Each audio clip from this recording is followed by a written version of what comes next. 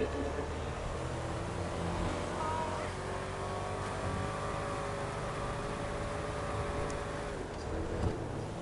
still owe me a drink.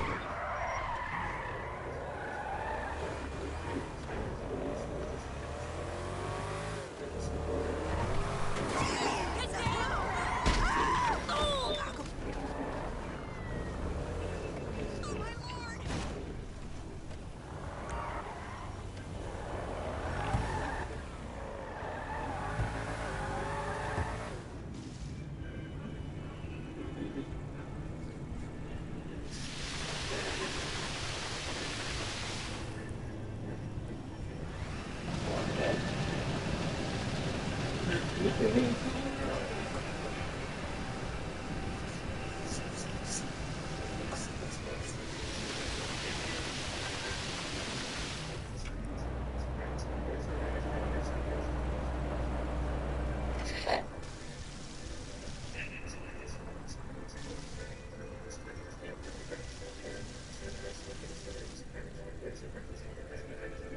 Hey there. Can't wait to meet up later.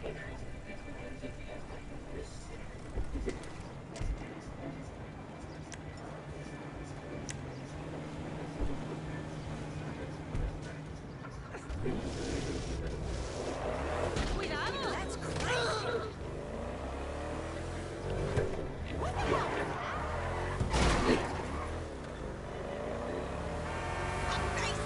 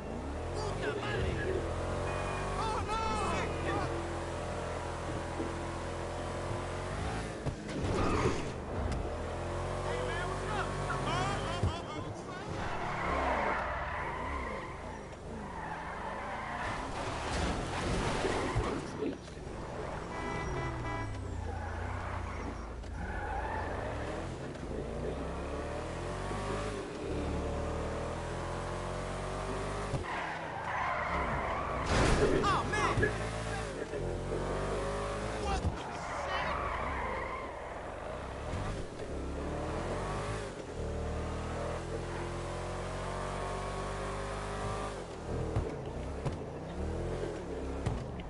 I was hoping we could...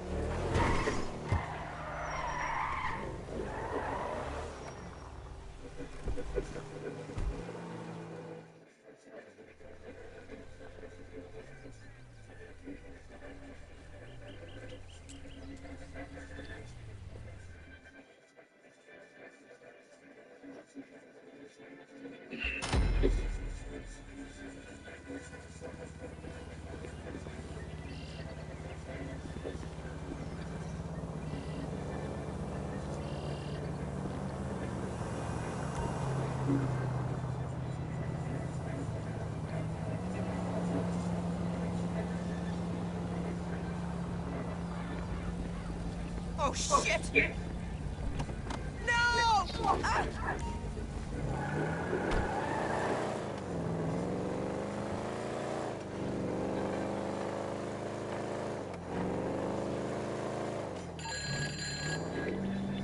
Ah!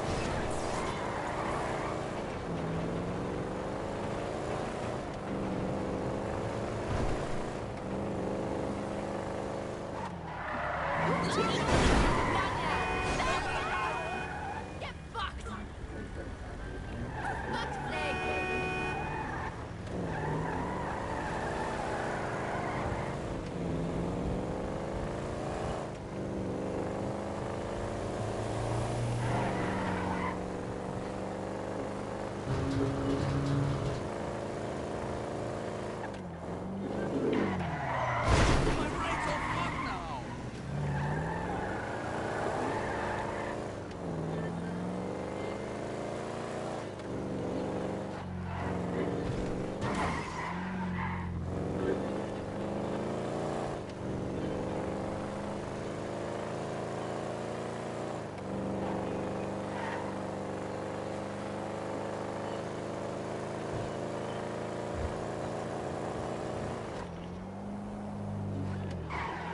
Hey, what up, boy? I don't know why downtown got so hoity-toity either.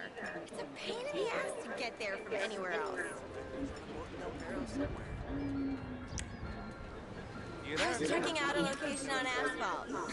Ironic, right? It's An me. Echo Lodge on asphalt Damn. Ave.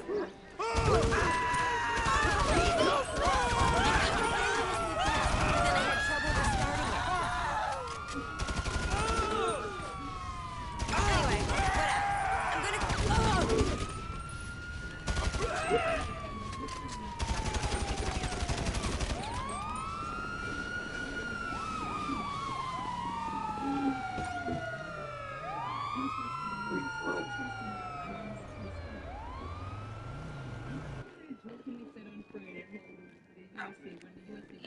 Hi, boss.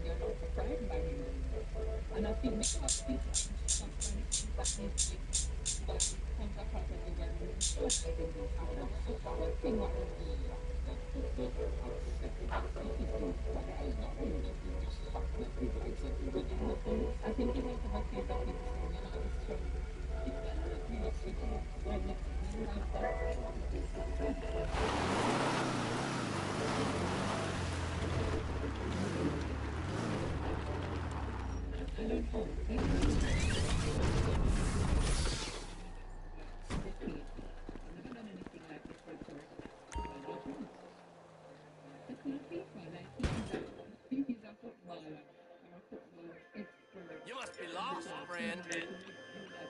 Get out of there! Holy crap! Immigrant! Fuck.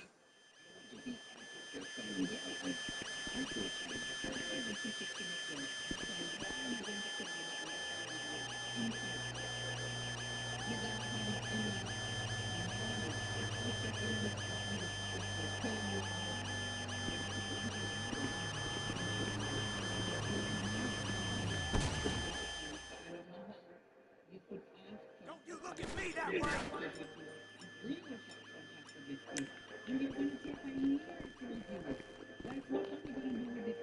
Die, asshole! Get the dog on!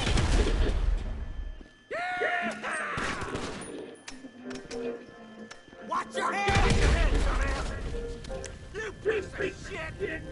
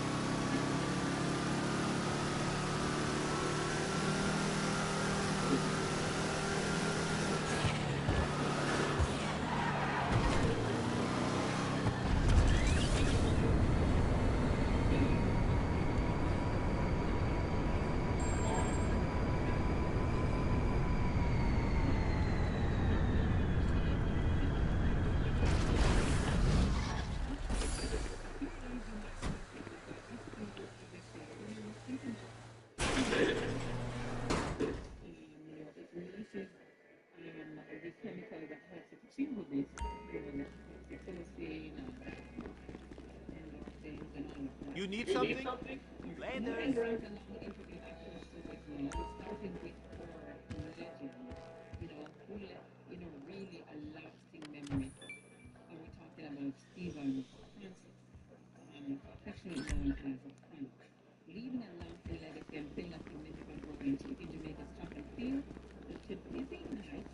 What's good?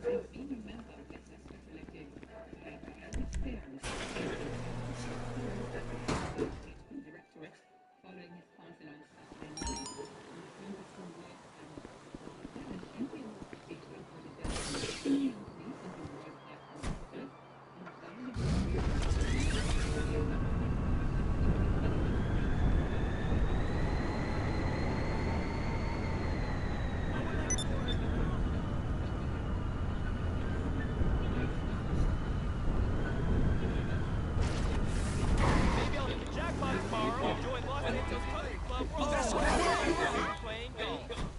Of course. Dude, I just want my salt and cheese. Fucking hell!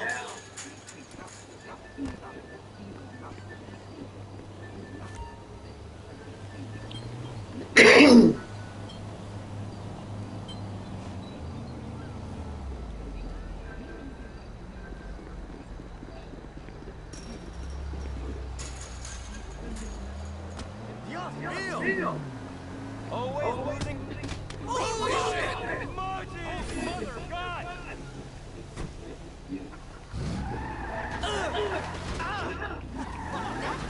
Oh, the police. Oh!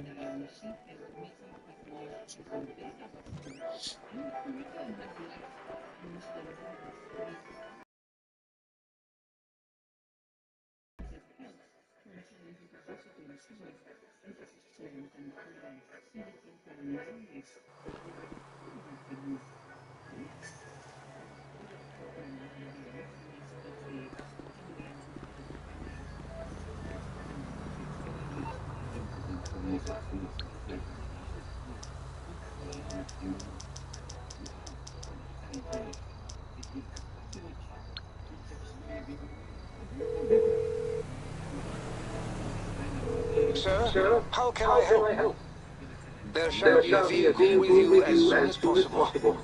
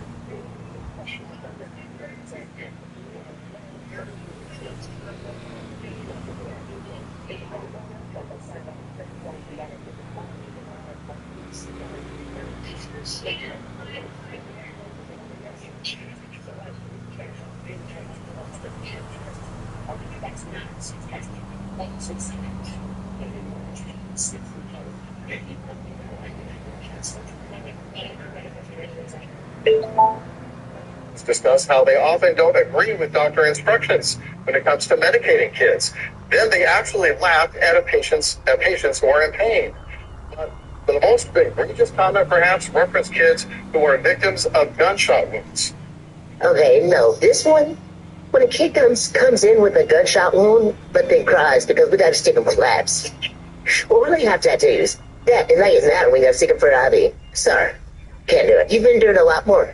This trend shocked many, including management at Levaner. In fact, when they saw it, they opened an investigation and later fired both employees you just saw there, saying in a statement, the sentiments expressed in this video are unacceptable and not our culture of patient and family-centered care.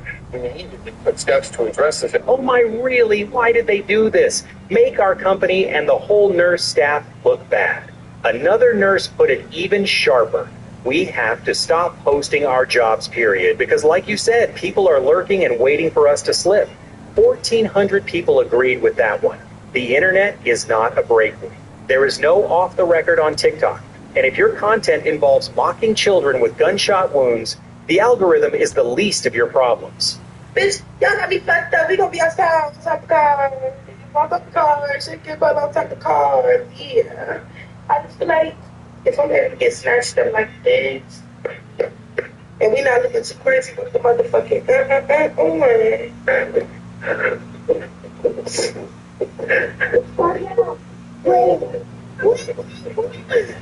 fired me.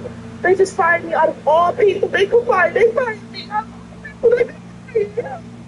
They could fire me. Shit like that. They make they like you think, and you think, oh, you're gonna check me in. I bet you won't. What? I paid for a ticket. And you Yeah, I paid for a ticket. You checked in 3 hours later. Hello. I just said that I. Get on your flight. Yeah, I just said that I would pay the $25. On your flight. And you thought you were going to get on your flight. And you thought you were going to get on your flight. And you thought you were going to get on your flight. I literally paid for a ticket. I'm here 30 minutes. I'm here 30 minutes before my flight, and they're not letting me check in. And you're not getting on your flight. The policy. You don't control that. And you were never flying. You were about to let me check in. You were about to let me check in, and you decided that you ain't gonna let me check in. Make me check you in. You literally work for a company that I bought a plane ticket for. I'm here 30 minutes before the flight. Please, sir. No. Can you please leave my personal space? I'm not in your personal space. This is not your personal space. This is not your personal space. You work for a company. This is not your personal space. You don't have to worry about it. You're literally not doing your job for a customer that has paid for a plane ticket to get home.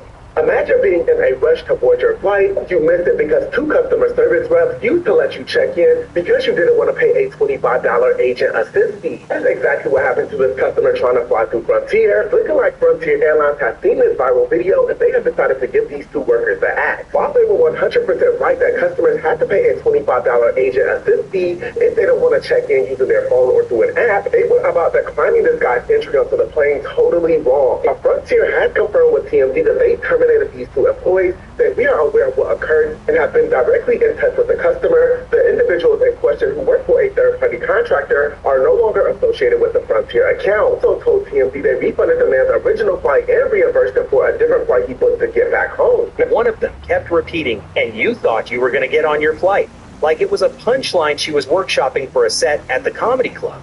The other one was just standing there laughing on camera while a paying customer stood in front of them. And the comment section didn't need long. Unprofessional, to say the least. Frontier confirmed both employees were terminated, refunded the customer's flight, and reimbursed him for the one he had to rebook. So the customer got home. The employees got a lesson in what happens when you turn someone's travel emergency into your entertainment. They were right about the fee. They were wrong about everything else. This former teacher was fired for making TikToks where he said that he would lie to his students and crop dust them. Watch. Teachers, if a student is annoying you, just remember, you can lie. There's nothing that says you have to tell the truth all the time. I teach history. I tell my students the wrong stuff all the time when they annoy me.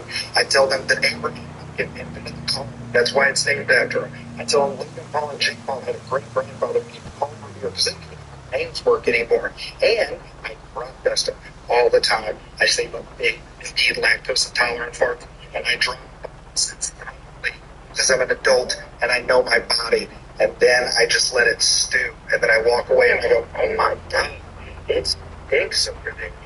Just sit with it. And you know what? They can't fire me because they beat me. Well, I mean, they did fire him. So my boss told me that she was going to come pick me up because she wanted to have a meeting with me. And she was going to bring me back home. And she brought me to the job to fire me and drop me off on the side of the road and tell me to call an Uber. That's how white people do in America. Right now, my only wish is to find a game with no ads at all. So let's try.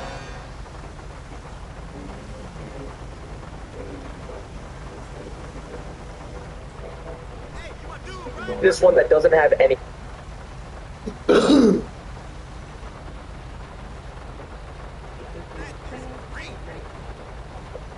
Look at this stupid picture.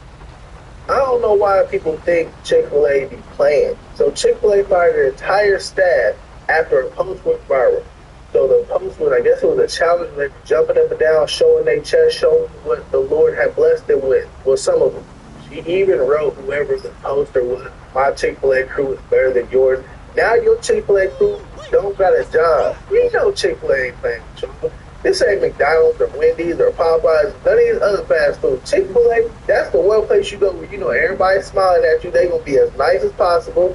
Sometimes it can come off as a little creepy. I don't really like my fast food employees to be that nice and smiling all the time. But one thing I can guarantee you Chick-fil-A is not going for is no ratchet behavior, no twerking, you know what I'm saying, showing your chest, nothing like that. They not trying to deal with nothing like that. They are not open Sundays. This is a certain type of establishment. I know it's fast food, but it's not like the other fast food. They firing everybody. Everybody who was in on that video don't got a job no more because y'all are playing with Chick-fil-A. Of all the places to test the boundaries of workplace behavior, they chose Chick-fil-A. The one fast food chain that closes on Sundays trains its employees to say "my pleasure" and runs its brand on being the exact opposite of chaotic. And the video was exactly what you'd expect Chick-fil-A to have zero tolerance for. Staff in uniform, on the clock, doing a challenge that has nothing to do with chicken sandwiches. The poster even captioned it, "My Chick-fil-A crew is better than yours." And now that crew doesn't have a job. One commenter asked the obvious, "I don't know why y'all would do that type of challenge at Chick-fil-A of all places." And another one, 700 likes deep, put the bigger point on it. "Love or hate Chick-fil-A, I respect that they stand on their principles and they don't bend. That's a rare feat in today's world. That's the thing about brands that actually enforce their standards. You don't get a warning, you get a termination. Every other fast food chain might let it slide. Chick-fil-A is not every other fast food chain, and everyone who's ever eaten there already knew that." I get fired for posting on social media, bro. So ever since I started posting on social media, all of these people in my office have been complaining to HR that I am creating an unsafe and uncomfortable environment to work in. But I digress. HR then told me to stop posting on social media, which I said I would stop. But then I... Come book a serving shift with me. It's a fine dining server in Toronto. Okay, hello. Welcome back to another episode of me just trying to get to the day. This iced coffee had me on the roof today, guys. Like, oh my goodness. So incredibly bussin'. Like, I can't even get started. Anyways, here's me getting ready for my shift at the restaurant. Always putting the fine in fine.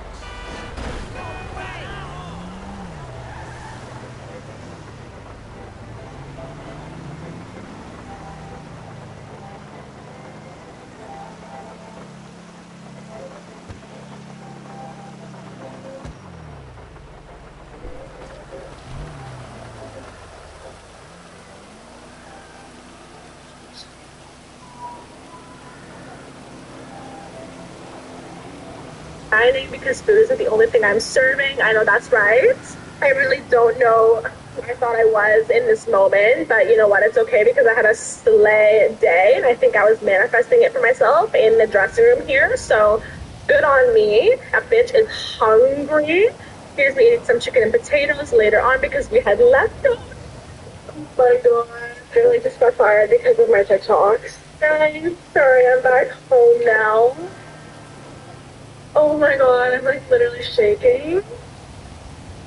I just lost my job that I worked at for 2 years because I didn't know that I wasn't allowed to like record at the restaurant and make TikToks, which sounds dumb. Like I understand the reason I was let go, but no one like told me that I couldn't do it. Like no one told me that it wasn't allowed or that I was gonna like I didn't even get in trouble for it. I didn't get a write-up for anything. I've never gotten a write-up at that place. Like I worked there for over 2 years.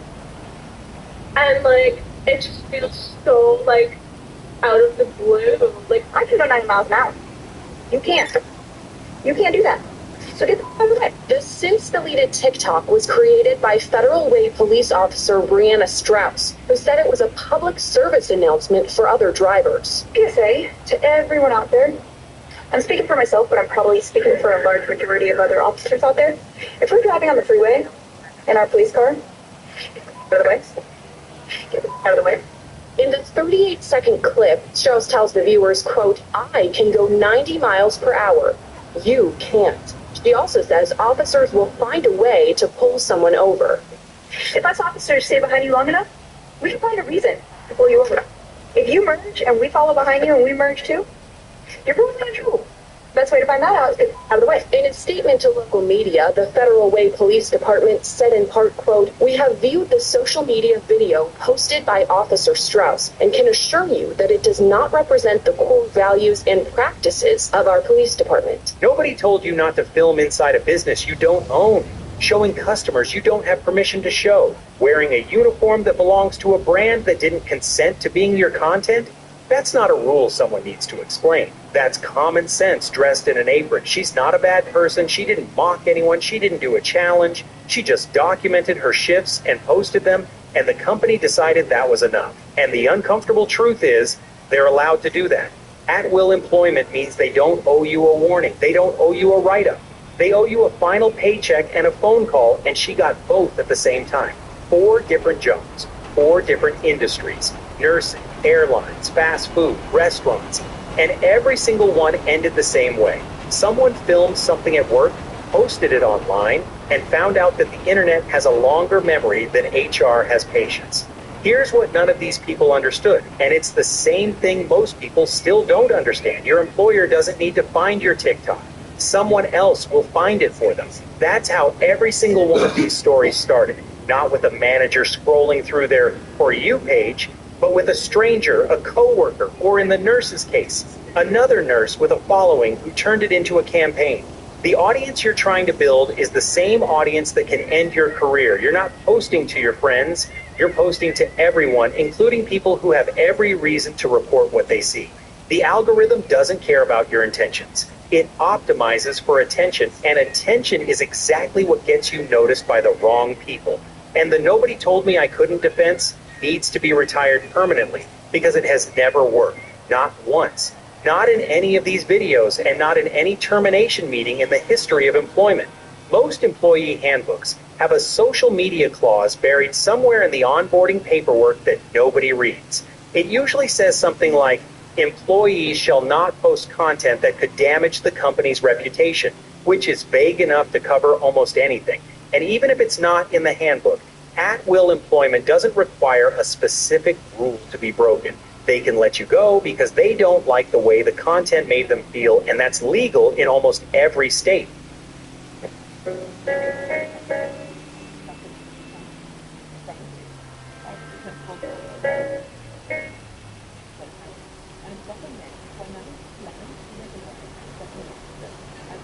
It was my fault. I would have never done anything to jeopardize it. I'm sorry, I won't say it again. I won't say it again. And I just got fired. My it is when you come in for your induction, talking about, can I take a shower and eat? There used to be a time when getting fired required effort. You had to steal something, maybe curse out your manager in front of customers. Now all you need is a phone and the absolute confidence that the internet is your diary and not a billboard on the busiest highway in human history. These are people who filmed their own termination letters. They didn't get caught. They posted the evidence, and then they were shocked. Yes, ma'am.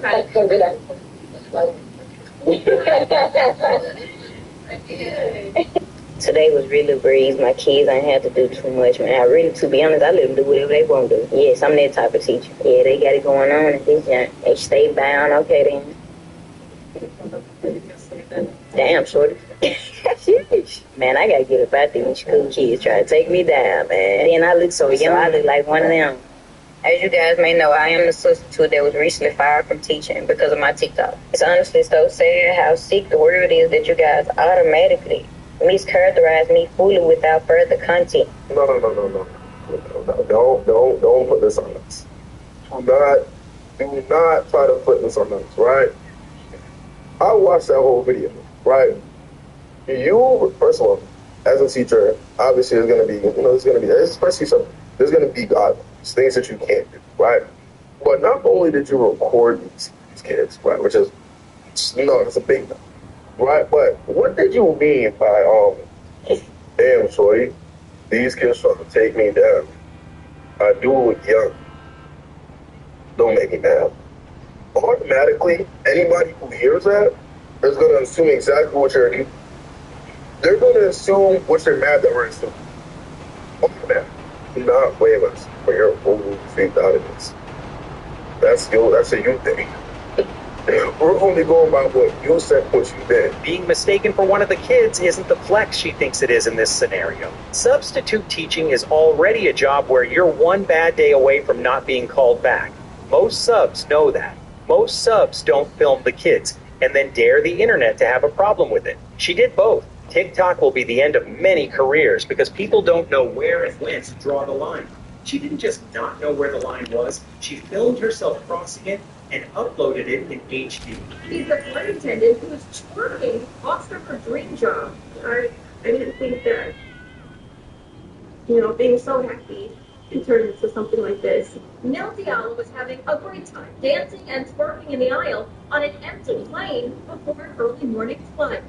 So I decided to just take advantage of the moment to wake myself up and kind of get myself picked up for my day, basically. She posted a video on TikTok along with the caption, "What's wrong with a little twerk before work?" But after the video went viral, she says Alaska Airlines fired her. What did they say to you? They just said that I broke their social media policy.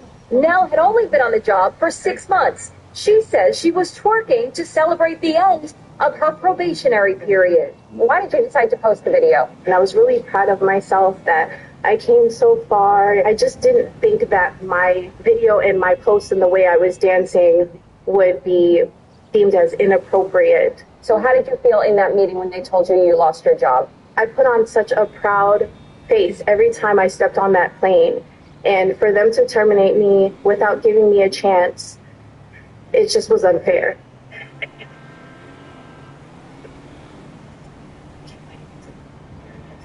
I'm literally telling her to put her phone in her microwave.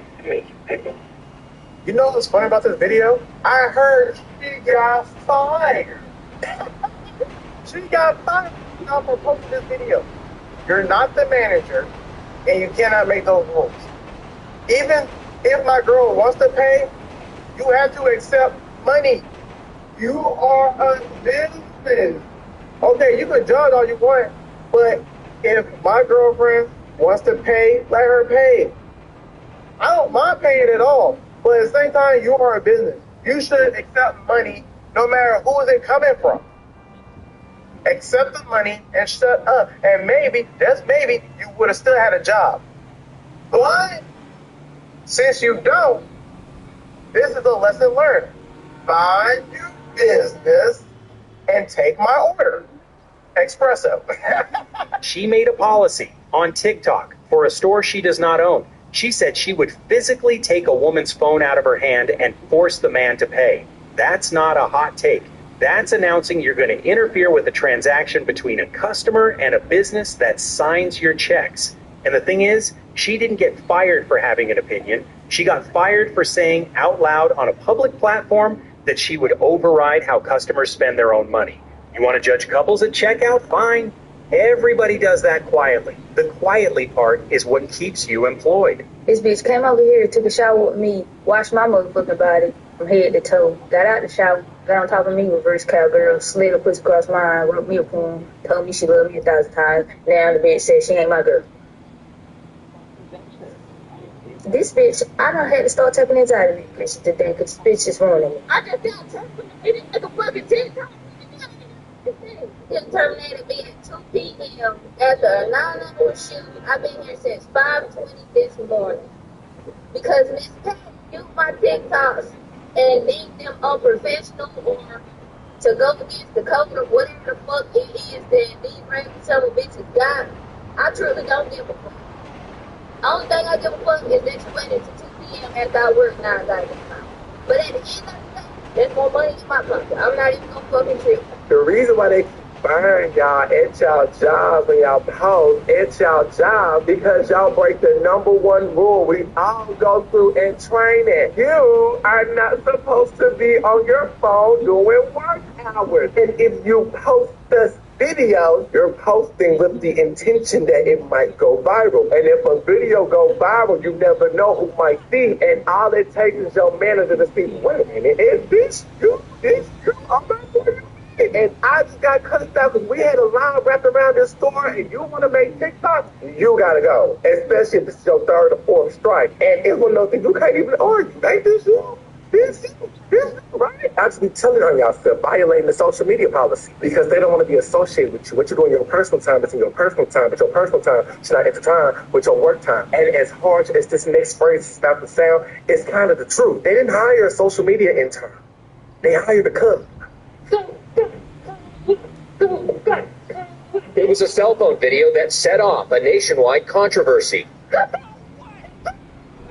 A Native American student had recorded a math teacher at John W. North High School in Riverside wearing a fake feather headdress, dancing in class, while possibly trying to articulate a mnemonic device for trigonometry called Soka.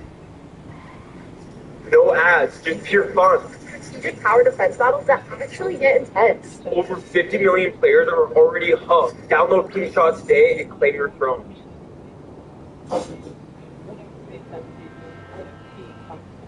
So, this teacher is going viral on TikTok and all social media, and you're not going to believe why. And this is what happened. This teacher was using her classroom to make videos. I'm not going to go into details, but use your imagination on what type of videos she was making. In the beginning, everything looks normal. The teacher has her pink sweater, smiles all around. Patrick and SpongeBob, 0 to 100 real quick. Sweater goes up. She starts playing with her maracas. Out of nowhere, she does a 360. She does a to the camera. La langosta is showing. Hairs all over the place in 4K. Once the principal found out what the teacher was doing, he did a press conference with different news sources. The commentary that the principal did went viral as well. The way that he was explaining what the teacher was doing in these videos, hilarious. This happened in Houston. Automatically, the teacher loses her job. Authorities are now investigating what she was doing. I understand that a lot of teachers are not getting paid well, so they're looking for extra income, but this is not the way to do it. Maybe make those videos at home, somewhere else, but not inside the school. There are a lot of ways to make extra money as a teacher. Tutoring, summer programs, selling lesson plans online. And then there's this, which is none of those things. What's more shameful is the people watching. And they're not wrong, but they're also not the ones who are going to lose their teaching license. Because here's the thing. Nobody in that situation thought through. A classroom is not a private space. It belongs to a school district. It belongs to taxpayers. It belongs to the parents who send their kids there every morning, assuming the room is being used for education. The moment you turn it into a set, you've turned a public trust into a personal side hustle. And the argument that teachers don't get paid enough, which is true, teachers are brutally underpaid, doesn't change the fact that the location matters. Do it at home. Do it anywhere else on the planet. But the second the classroom door is visible in the background, you've made a decision that no salary complaint can undo. Can I legally be fired at work for something I posted online? What do you think? If you post something about how you hate a certain group of people or you hate your boss is going to fire you. They don't have to keep you on board if you're saying something that goes against the interests of the company. For people that post things on TikTok religiously, be very careful what you say. My it is when you come in for your induction talking about, can I take a shower and eat? My ick is when you ask me how much the baby weighs, and it's still in your hands. The dad comes outside and asks for his paternity test right outside the room door. Say you don't want any pain medicine, no epidural, but you are at an 8 out of 10 pain just to serve the bill, and you're still close, fingertip. 2 nurses posted on TikTok. One lost their job. One reportedly lost their license. This isn't about limiting your voice. It's about understanding that once a post goes viral, you no longer control the narratives. You can be off duty and still lose your license. If you identify as a nurse online, you represent the profession, whether you consent to or not. Employers care about reputation. Boards care about public trust. Burnout is real. Frustration is real. But posting emotionally in the moment can have consequences you didn't anticipate. My baby has not eaten in 2 hours. That is why I'm on my way to my second job tonight, because it is my responsibility to make sure that he eats not the U.S. So just an update on that nurse. Since that was posted, she was fired from her job. But as someone who's also a nurse, and I work with newborn babies, there was nothing more sad and depressing to see at work when like these new parents who should be excited to take care of the new baby are like genuinely really concerned about how they're gonna feed their baby. Like, it is so just depressing.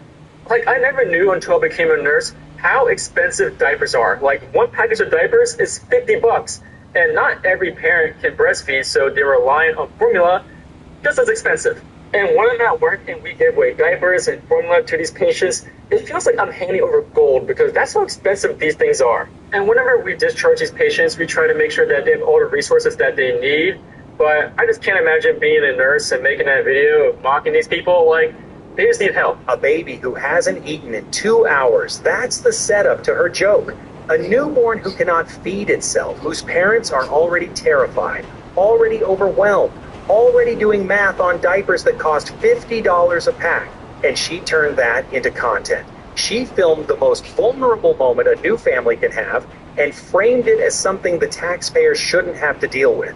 And the response did exactly what it should have done. An RN with over 8,000 people agreeing said it flat out. She's an embarrassment to our profession because that's what it is. Nursing is a trust job. Patients don't get to choose who walks into their room. They can't interview you first. They're lying in a bed hoping the person in scrubs actually cares. She got fired during a government shutdown, meaning she can't collect unemployment.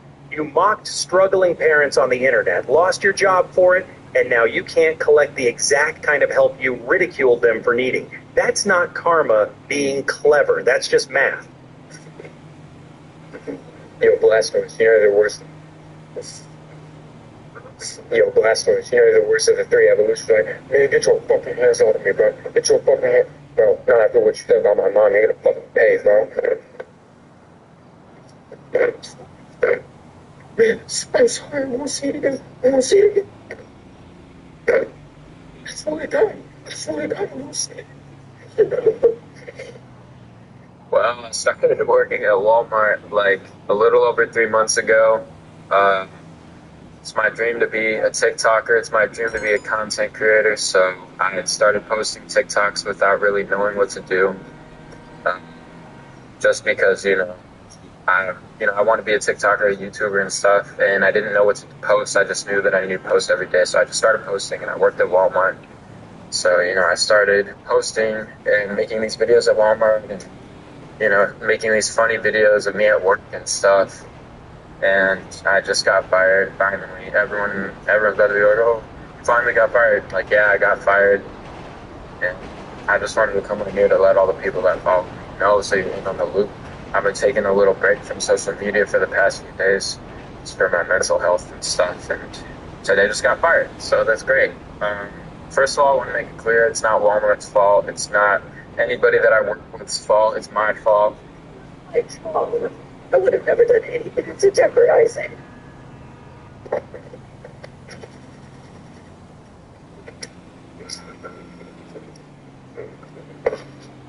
How was your day, y'all? Where are you going Tuesday? Just Tuesday. Oh, good. Where are you going to visit or is that from? Yeah, you got somebody to say. What's your name? I'm Jenny. I'm very nice to meet you. What are we looking at? looking at? Here's you. And so we're out of NC-17. That's probably what it was. We're out of NC-17. Want me to make him a sample of it, though? That way you can... I got you. Babe, do you want to take a picture of the bottles and the color? Yeah. That way we know for next time. Here you go, my love. You're welcome. You have a great day. It's a syrup, but you're welcome, right? Yes. This is the room. She is a little bit darker, but it's perfect because once this, like, mixed together... Oh, my God.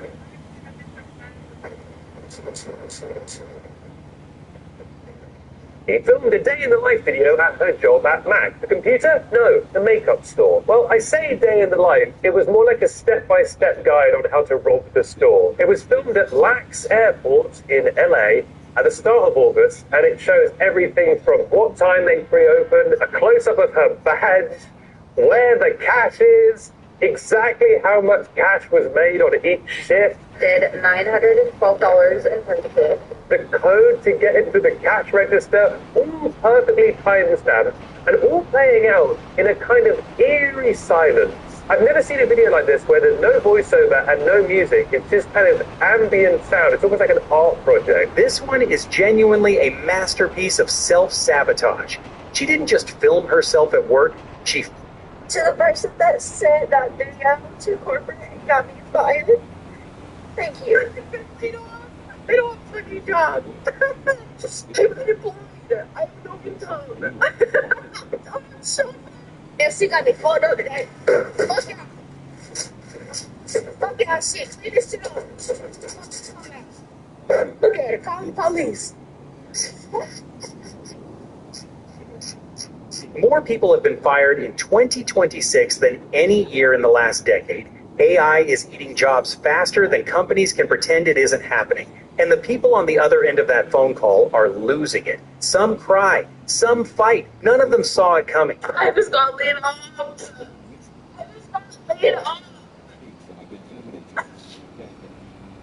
I thought 2026 was going to be my year. Now I'm unemployed. Not a reflection of you, right? And to thank you. You've been the best manager ever. So I appreciate you so much. Thank you. Thank you. Thank you, Justice. I trust you with. You know what you say. Say. He's like, is there anything I can do for you? And I said, yeah, let me keep my job, because in 2 weeks, my husband starts a grad school program. We move next weekend, and we were going to live off of my income, only one income.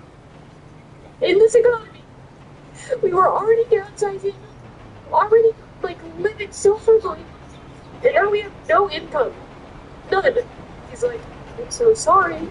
I'll send you the severance package. Your severance package is not going to get you very far in this economy. And everyone's like, you can lead on photography. You can do this.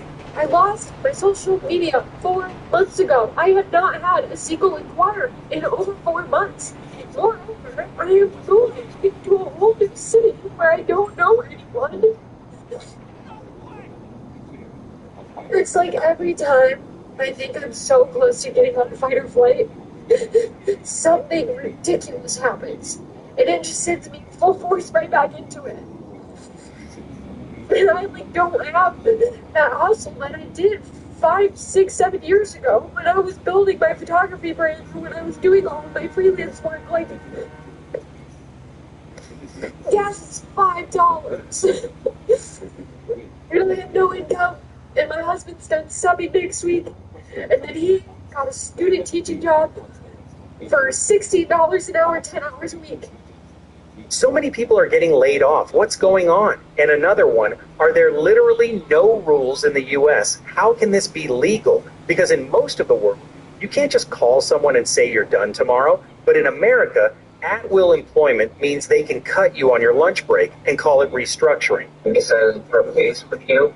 Yeah, I'm gonna stop you right there. Also, why are you doing this and not my manager, we've never met, so this seems a little odd that my manager has no idea that this has been happening and the director has no idea that this has been happening. So I'm just definitely confused, and yeah, I would love like an explanation that makes sense. Also, every single one-on-one I've had with my manager, every conversation I've had with him he has been giving me nothing but I am doing a great job. I have had great activity. I have really great meetings. That my performance hasn't been, I haven't met performance expectations, and it must be very easy for you to just have these little 10-minute, 15-minute meetings, tell someone that they're fired, completely wreck their whole life, and then that's it with no explanation. It just doesn't make any sense that you guys have still not been able to give me a reason why I'm being let go. Just from a process perspective, your questions are valid. This isn't going to be the forum and situation where we're able to go into the detail that you're looking for. But then when? If it's not right as I'm getting fired, it's certainly not going to be after when I'm no longer part of the company. So everyone, we appreciated you and go back to the workplace where you're... Is there a place that you would be able to speak to us? Not today. We have other things going on. Do you think we're not worth speaking to, Sam? Those are your words now. But they might be your beliefs. They're not mine. Oh, okay. So you do think we're worth speaking to? Everyone should go back to your workplace. I work here. Dismiss us instead of talk to us. You told us that we have to come work in person here 4 days a week. This is our highlight with it. Sam, are you running away from us? No, I'm directing you back to your place of support. And it's really surprising for If you can just go this way, you guys. Will you come this way with us? No, I'm in the I'm working. Okay, well, we have some quick questions. You answer them, I'd be happy to go back to our tasks. All right, we thank you. Thank you. You don't want to answer any questions? I've directed you back to your workplace. Is that a good answer, guys? Absolutely not. Come on, Sam. Not a really good answer, Sam. Sam, these are your... I'm my job. I'm disengaging with employees who work here. Did you like the look team vote? Did you like what you're What do you need to stand up to the company?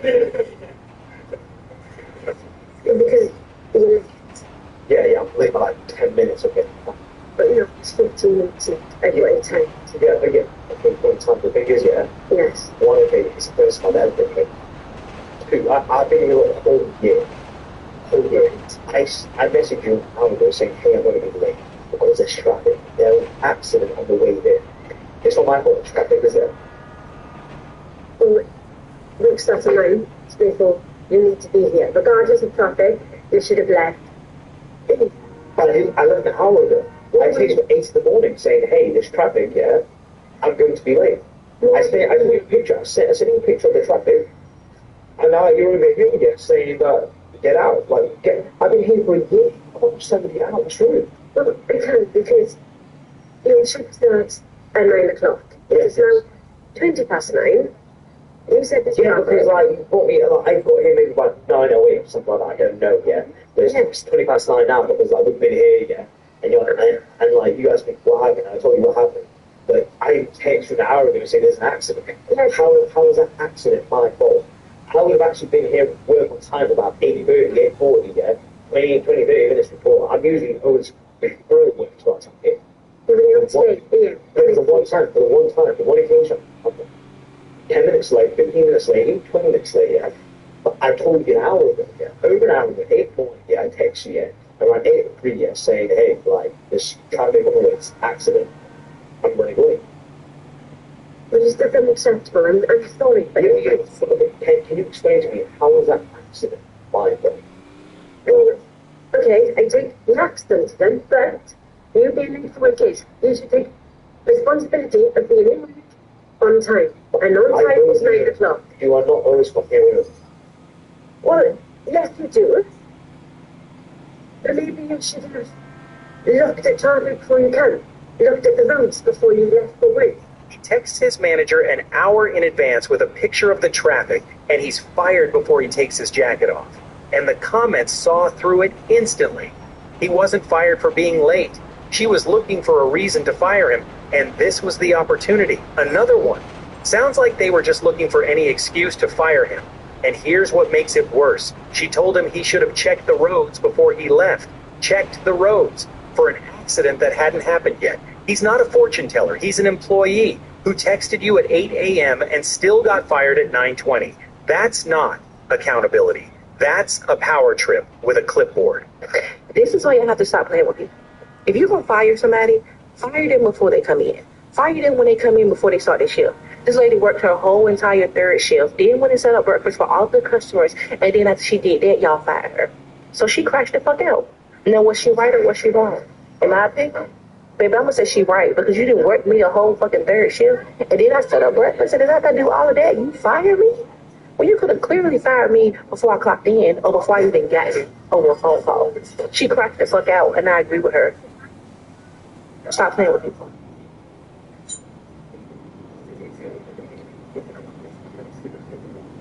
Someone else is in there. I'm getting fired. Oh my god, I'm getting fired. Hello. Good morning. Good morning. How are you? Fine, thank you. I asked letting you know, so join us for this call. She is our HR representative. Mm-hmm. We've got some updates we'd like to share with you this morning. Okay. Unfortunately, as you may know, the lack of growth and the decline in revenue has negatively impacted our business beyond what we can sustain. Mm-hmm. And it's forced us to make very difficult decisions to eliminate roles within the agency. And this includes the elimination of your role, making today the last day. Please know that it was a very difficult decision. Okay, thank you. I really appreciate it. Thank you, Heather. I wish you the best. Thank you, too. Bye.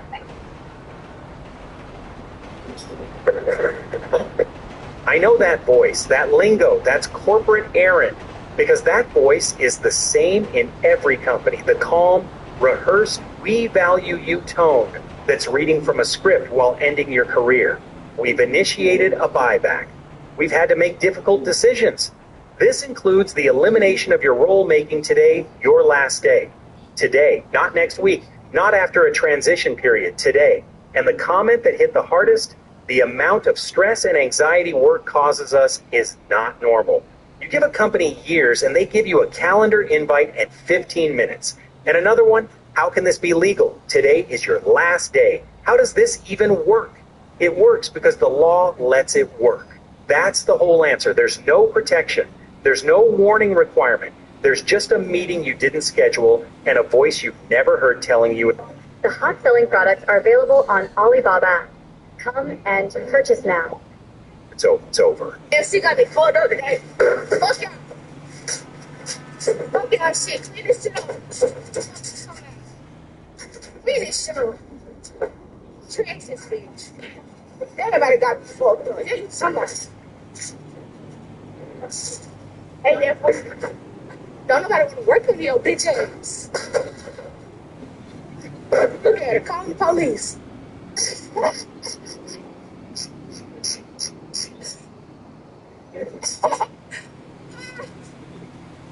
So,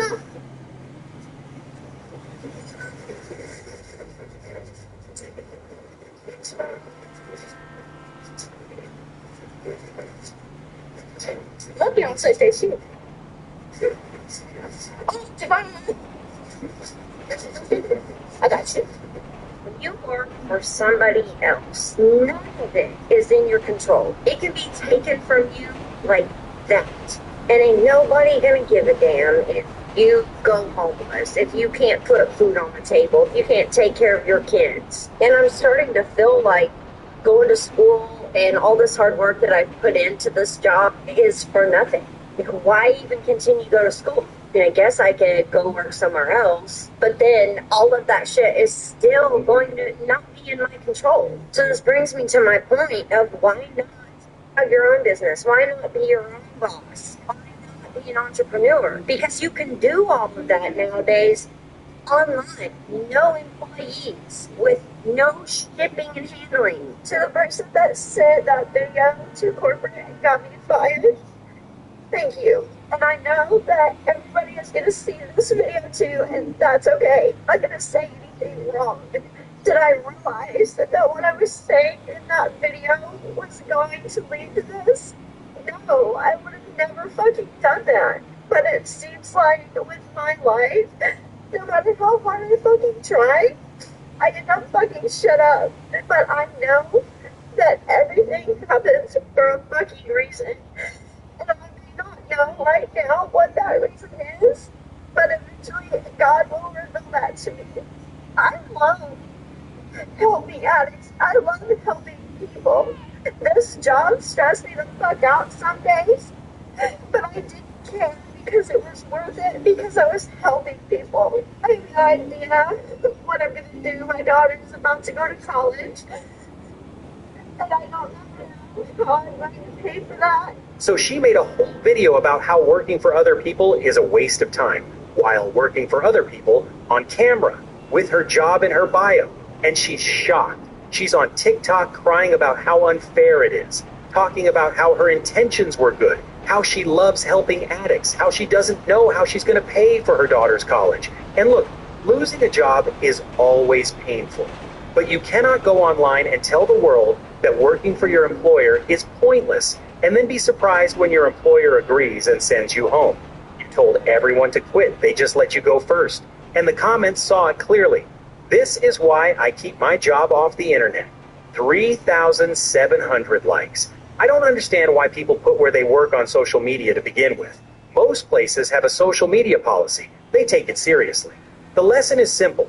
If you work for someone, don't make content about how stupid it is to work for someone, because the algorithm doesn't care who sees it. But corporate does. I just got laid off from Google today. When I first got my offer 3 years ago, I thought I made it, not just for me, but also for my parents. Some people say that getting laid off was the best thing that has ever happened to them, but as an only child from an immigrant family, I don't think so. I don't even know if I should tell them yet, because I know they will worry. And honestly, I don't have any hobbies, and I don't do much outside of work, so a big part of my identity was tied to my job. I don't have a fucking job. I'm unemployed. I have no income. I'm so mad. Let's go to Starbucks. Maybe you can help me. Yeah, of course. I mean, I'm really big for venue, so. Okay, perfect. I just got laid off. It's okay. Will you give me, like, literally anything? Yeah. Venti would be great. I'm gonna load myself up. I mean, Venti is a perfect drink, by the way. Definitely a coffee. What is your feelings on chocolate and pistachio? Great.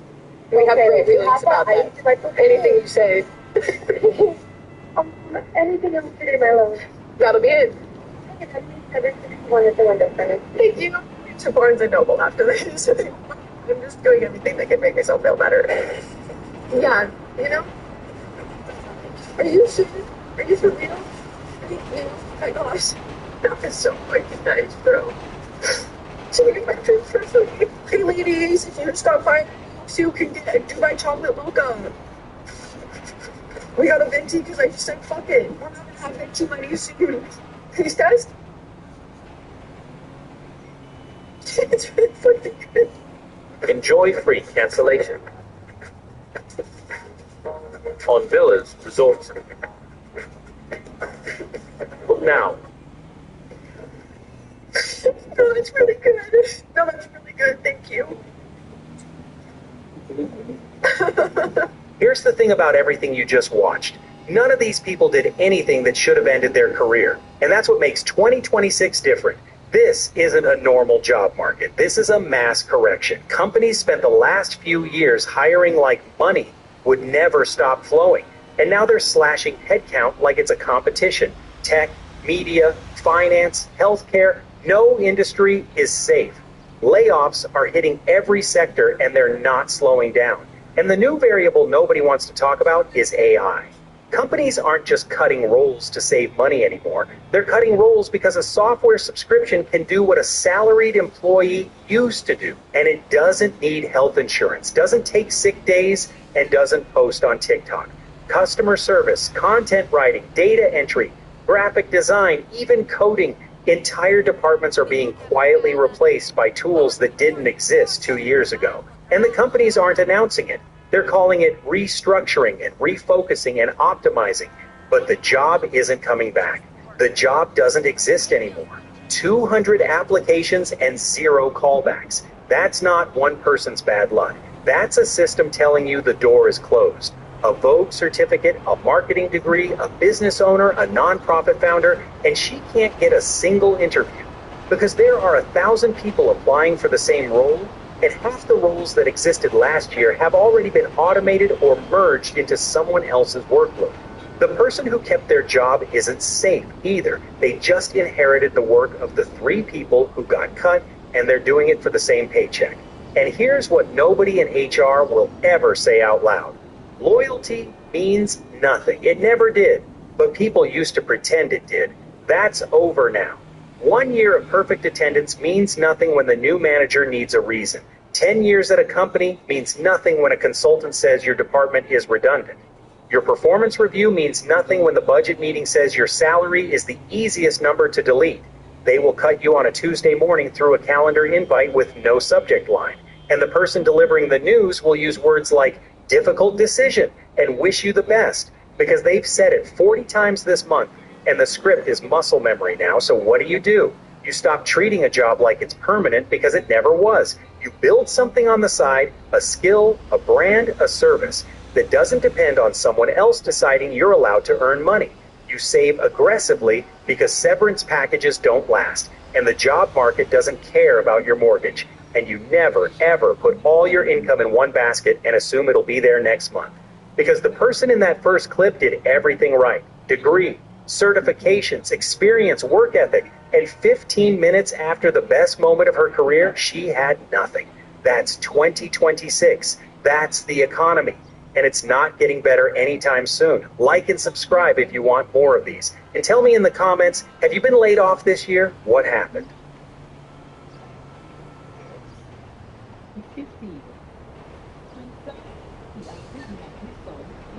I have no idea how I'm going to make money or what I'm going to do or what it's going to look like. Do not quit your job without a plan. I'm living at my mom's house. I just turned 33 years old. I've got all this credit card debt.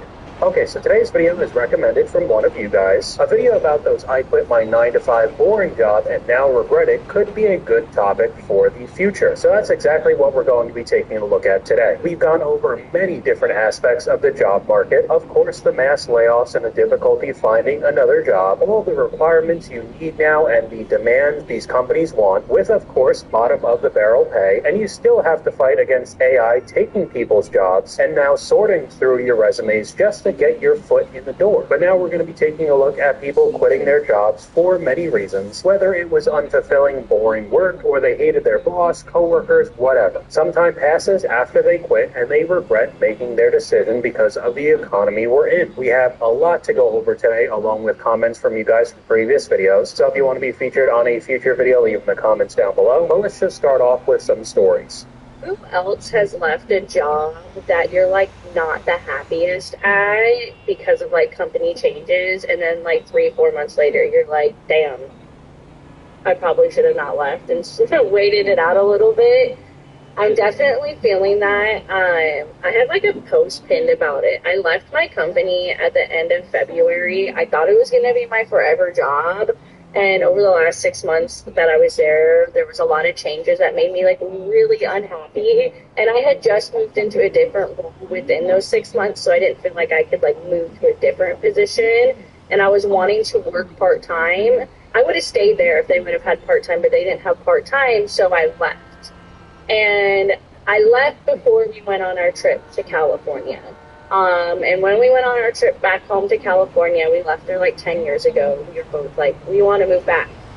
My job was fully remote. We had people that worked in California, and now I need to work full-time again to get back to California in 2 years. Okay, so there's a couple of things with this clip. It seemed like there was a few things that she didn't like, and I understand things changing at the job, possibly problems with bosses. I mean, that's pretty common. And then her wanting to go from full-time to part-time was clearly a problem. They did not offer that. But then you find out that this was a work-from-home job, which is becoming increasingly uncommon by the day now. So many companies are making people return to office, go back to the normal grind, commuting to the office building, all of that, and then decide deciding that you want to move back to a place that's probably one of the most expensive states to live in the country after you quit your work from home job doesn't seem like the best decision making. And I think she knows that, regretting her decision, now having to go back to another full-time job to hopefully pay for the possible move in the future, but that has definitely been stunted because she left her job. And we have a comment from you guys with a timestamp talking about a clip having issues with your boss and your coworkers at your job. Again, a very common issue for many people. That's the reason why I quit my last job. Worst part is I regret quitting despite the abuse because the current job market is so awful. Now, before we get into the rest of the video, I do just want to say that this video is not trying to convince you all to stay at your terrible 9-to-5s for the rest of your life. I think it's pretty clear how I feel when we go over the terrible job market. The videos that I've uploaded with the crazy job listings and demands from these companies, they do not care about you at all. They will fire you at a moment's notice if they could squeeze out a little bit more profit for their business. However, the influence that these videos have of people just saying, quit your job with no backup plan and follow your passion, travel the world, whatever, is honestly just not a smart thing to do in this economy. And of course, those types of videos end up going viral from influencers that have a completely different kind of life to you. I'm definitely not saying you should be a cog in a machine forever, but there has to be some sort of long-term plan for yourself, and working towards getting your finances in a very good place is extremely important in today's climate, because if you don't, unfortunately, you could turn into this next clip.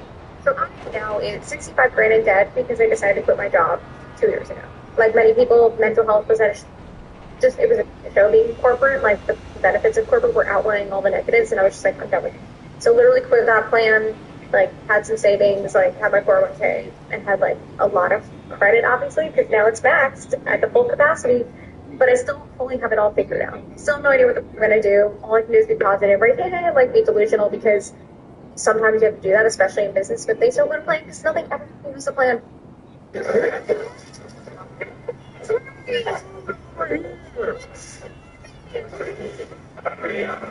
it ready? Warning, heat pile pressure rising. Conveyor belt activated. Again, I understand how terrible the corporate life could be, but $65,000 worth of credit card debt, 20 to 30% interest, can be a brutal thing to try to get out of. I don't think I need to tell you guys if you've watched any of the credit card debt videos I've made. And then on top of it, the process of trying to find a new job, sifting through all the bogus Indeed and LinkedIn job openings, the several rounds of interviews, the lowball pays, just to try to combat the interest that's accruing every single day. I mean, it sounds like a nightmare to me. We have another comment from one of you guys. I have a corporate job that isn't fulfilling or fun in the least, but it pays a nice paycheck. I think about quitting every day, but I never do. That's just kind of real life, rational decision making. I'm probably going to say this over and over again, but I'm not telling everybody that you have to work in your cubicle until you're 70 years old, but clearly nobody knows what's going to happen in this economy. Very shaky news comes out virtually every week. To me, if you have a stable job with decent pay, even if it is a very boring job, I would probably hunker down and play it safe for at least a little while. I quit a job that I liked to escape my burnout. I enjoyed the nature of the job, but I hated the way I felt doing it. So I thought the only way to escape the overwhelm was to go to an easier job. I just figured all of these high visibility roles came with this inescapable stress, and the only way to have any balance in your life was to do something easier. So I fled out of desperation and overlooked all the red flags, which in my case was a job that would very obviously and quickly bore me. And what do you know? 1 week in, I'm like, why did I do this? I had a shit ton of mundane work. I made it very apparent that I had no boundaries because I was just overcommitting all day long, which meant I was overwhelmed with work I didn't even enjoy. So what's the issue here? The issue was I could escape the job, but I couldn't escape the real problem. The people-pleasing, overcommitting, and addiction to external validation. It was me. I was the problem. And until I fixed that, any job would stress me out. I would add on to that the mundane, dead-end type work, day in, day out for 8 hours a day, would probably take a significant toll on my mental health as well. Knowing that your job is just basically busy work, the amount of time that you're wasting in your life would just absolutely absolutely drive me crazy as well. But this is a little bit different of an example. She ends up leaving her job because it was a very high-stress environment. Again, very common issue right now, being overworked constantly, thinking that she wanted a easier, more mundane job. Wouldn't be as stressful as her first job, but like I said before, the busy work still does take a toll. The top comment here, I just turned down an amazing corporate job to fix anxiety, and now I'm worried I messed up and ruined my career in the long run. We have another comment from you guys talking about the job market right now. The Walmart in my town went on a hiring freeze. The last time this happened was the recession in 2012. I'm struggling to get a job right now. I'm probably going to have to make my own business. One of the biggest regrets I have right now is leaving my last job. I had some problems and issues, not with the job, but my home life, and I should have just pushed through. Now this next clip, I'm going to say right off the bat, I feel like the numbers are off. This seems extremely high. I don't know where they're getting this kind of data, but I still think it's worth checking out.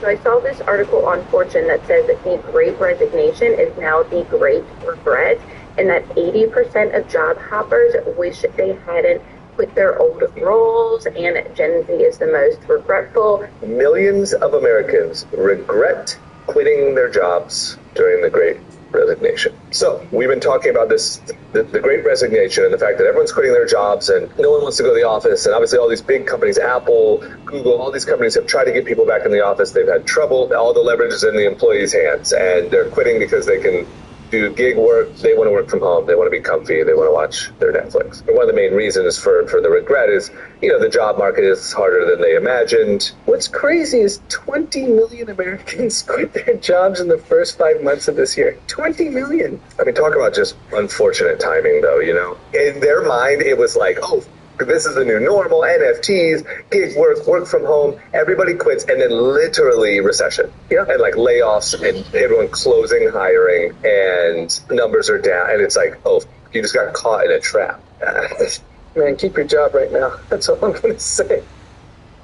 So these clips are a couple years old, but I thought that they were still relevant because nothing has really gotten too much better since. I will say the 80% of job hoppers and then millions of other people regretting quitting their jobs seems like a very high number. Again, I don't know where they're getting this data, but from the examples that I see on social media, along with comments from you guys, there definitely are some. Another comment from you guys right here, just wanted to pop in here and say that I was close to quitting my job after coming back from a vacation. After watching your videos and seeing the job market, I have to say I will not be doing that, and I'm just grateful for where I'm at and what I'm doing. I think this adds on to the point where everybody wants to compare themselves to other people on social media because we consume hours and hours of it a day. Many people might not even realize that they're doing it. You see the random influencers that blew up within a couple of months and now they're traveling the world, driving around in G-Wagons and have mansions and all of that. And you see them making videos saying, I had that boring corporate 9-to-5 job and look at where I am. Just quit your job. You could do exactly what I do. When technically it's not impossible. It could happen, but it's very improbable, especially if you don't have any sort of backup plan or long-term planning at all. If you don't listen to nothing else that I say, you better not quit that damn job until you got a backup. Do you hear me? I don't give a what Susan doing at that job, what April doing at that damn job. I don't give a what they do. You finna let April and Susan mess up your money and mess up how you're paying your bills? No, we're not about to do that. So whatever cliff you about to jump off, I'm gonna need you to step your back because we do not quit our job without a backup plan. Do you hear me? I'm not playing. I'm not playing. Don't you do it. Because you don't know how long you're going to be unemployed. So you always need a plan B. Do you hear me? I'm not playing. Don't ever do that. Because you're going to be homeless very, very soon. Okay? Some of the comments here, my dad always said, don't quit your job until you have another one. Your dad was correct. Don't ever quit a job without a backup plan. That's what I tell myself every day because we could take a look at a couple of those examples that show up on everybody's For You page. I had to pull over to make this because I just quit my corporate job and I have no idea what's next. I have no idea how I'm going to make money or what I'm going to do or what it's going to look like. So I just quit my corporate job and I have no backup plan. So there's really a formula to those types of videos, and you can kind of understand what they're all going to say. But then you go and see the perspective from the opposite side when you're trying to look for a better job. I mean, from the bottom of my heart right now, if you don't like your job right now, do not leave. It is ghetto out here applying for jobs. It is ghetto. Crash into your cafeteria, go into the stall, and blow that motherfucker up as revenge. If you work from home, go into your pantry and eat all your snacks for comfort. I don't care, just do not leave your job right now. Some of the comments, everyone's hiring, but nobody hires. Talking about all the ghost jobs that you see on websites. The grass is dead on the other side. Stay safe. Be sure to secure a new job before leaving. The housing market, job market, dating market all suck. I mean, that's a topic in and of itself, but if you take nothing else away from this video, this next clip hits the nail right on the head. So I've seen a lot of posts going around about people quitting their job without a backup plan. Just quit my job, no backup plan, because it was toxic. Let me tell you something right now. Look at me in the eyes. Do not quit your job without a plan. I'm not going to call it a backup plan. I'm going to call it a plan, okay? All these people on social media that tell you that they have no backup plan probably have a trust fund. They probably have somebody that is willing to pay their rent for 6 months while they figure things out. Nobody truly quits without a plan of some kind. I promise you. This is one of the dangerous things about social media. People just say things, not realizing that their circumstances are not going to apply to everybody. All right? What I'm telling you is going to apply to everybody unanimously. Do not quit your job with.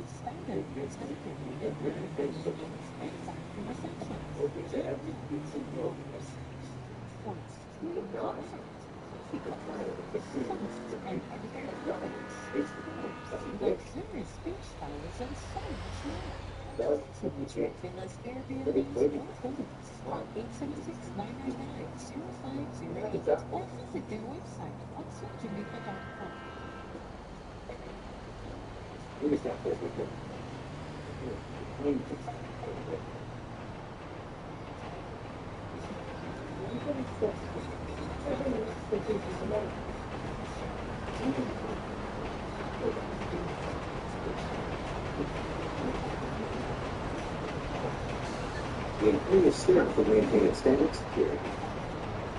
Only those skilled enough to get past their guards are seated at the bank. Weeks out the week, gives the guards live combat practice. 2 birds, 1 stone. Opportunities like this don't come often. The banquet will be out at Young Thing Tower. He will stand guard alongside the palace garrison and felony intruders. Me? Your Honor does remember I'm supposed to be here robbing the place. Now you want me catching thieves? A thief trying to stop thieves? That's precisely why. It's the notorious Phantom doesn't show up to a treasure exhibition, you feel suspicious. Your capital will remain intact. As far as Liu Liang and those behind him are concerned. Plus, we'll be adding an extra layer of security. You're not the only one who fits both roles. You've done it better than that. One thing left. What's that? I've been doing an awful lot of free labor. Compensation? The greatest thieves under heaven. All in one home. A gathering like that is once in a lifetime. Who could pass up a chance to drink at that table? Every master's beef with a name worth knowing. All under one roof. When you put it that way, I'd be a fool to miss it. Count me in.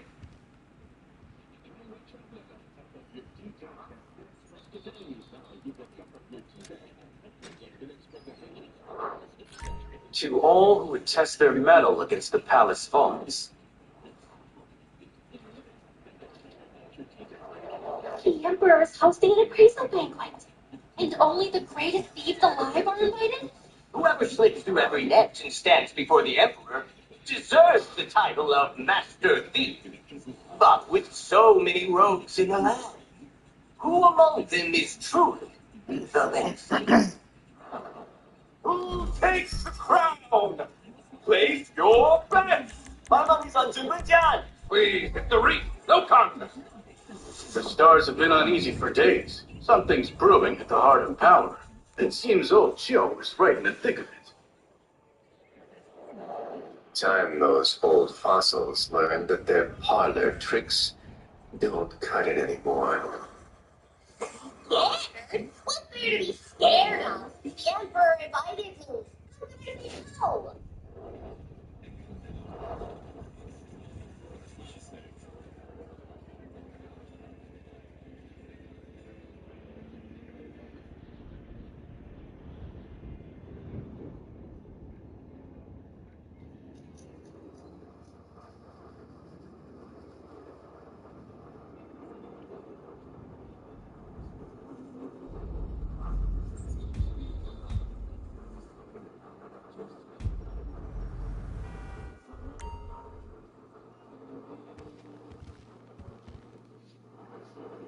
So, boss, where do we start? You just give me a heart attack. You always walk without making a sound. You're a palace commander. And who are you calling boss? Surely not me. Who else? Today's governor. The chief said you're running the last line of defense at the tower. And I'm your backup. When I heard that, I thought, perfect. With someone like you in charge, nothing can go wrong. All right, call me. I just got asked if I had anything at hand. If things go south, I'm not taking the money. Relax. All right. I'll take the fall. I'll say I'm old, half blind, that my legs gave out and I lost the trail. Which excuse sounds more believable? Neither. You're a palace guard. That's exactly why they stuck me here. My useful colleagues are all covering the key routes. Every lieutenant is deployed tonight? Then what's left for us? With every night cast, not even a fly should get through to the tower. Don't get cocky. The only way to catch a thief is to be sharper and sneakier than they are. And the ones on that guest list are the sharpest and sneakiest alive. Amateurs like us going up against them? I wouldn't bet on ourselves. Look at these faces. Any one of them walks in, we're in for a long night.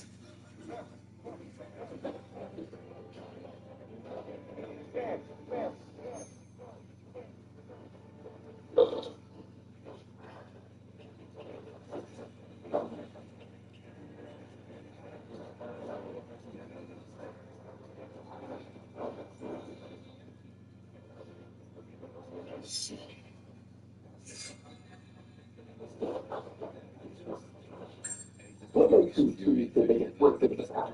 Do they have 3 heads? It's all they're all guys.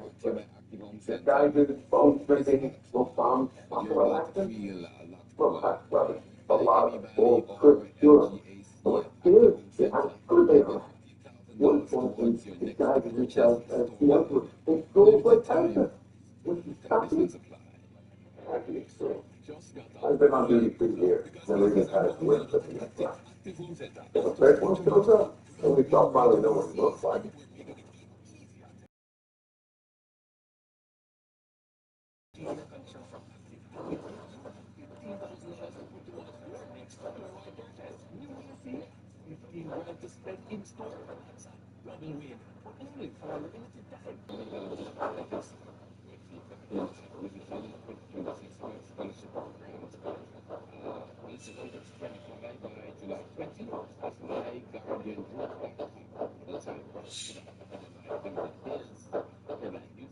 Every edit is out. Let's not be the ones who bears.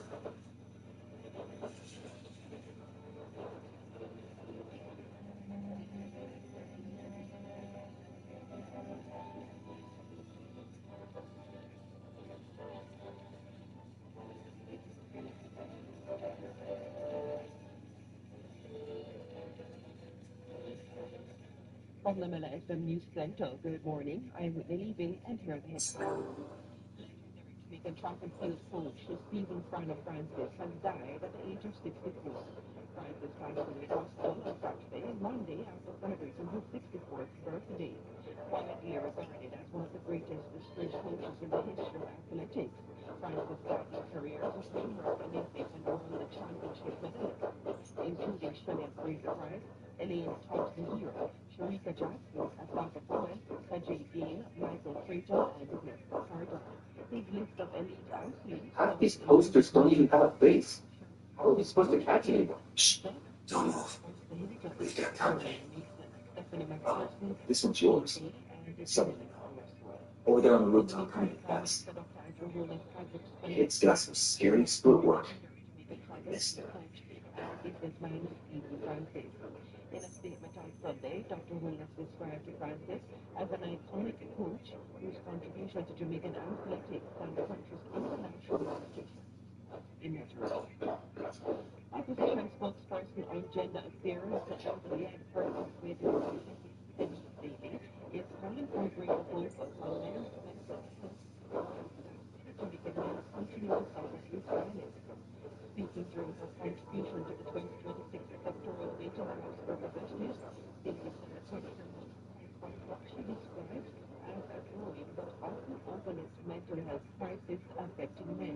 She noted that even as men's mental health awareness month was celebrated in June, many men continue to struggle without seeking professional help. Permanent Secretary in the Ministry of Economic Development and Infrastructure Development, Sharon Williams, says the government will soon announce a comprehensive plan to regularize employment for sponsored settlements across Jamaica.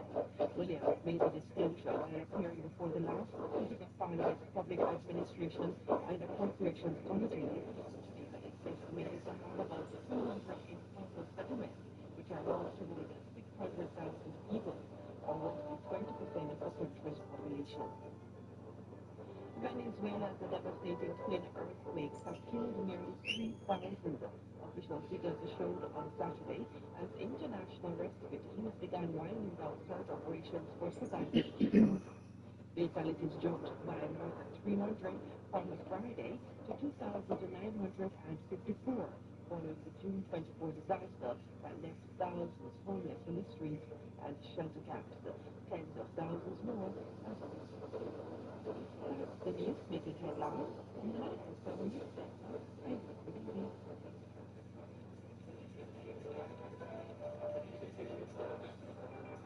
Ruby.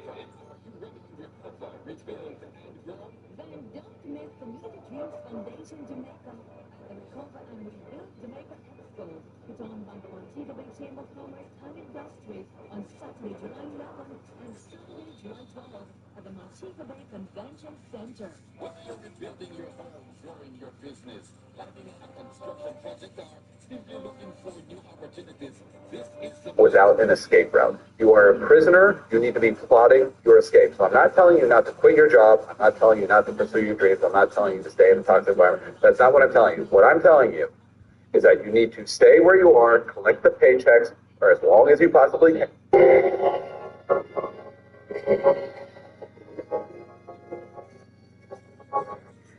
How far away is it? About 500 kilometers north. How deep? It's been partially filled in by erosion over the years, but I'm reading impact fractures down to nearly 2,000 meters. Comet or an asteroid? An asteroid, a large one. The tectonic analysis puts the impact at approximately 70 years ago. For poison rain. The geology was... Save up as much money as you possibly can and start planning your escape. Come up with a plan that once I am unemployed, once I am gone from this job, this is what I know I'm going to be working at, and this is how financially...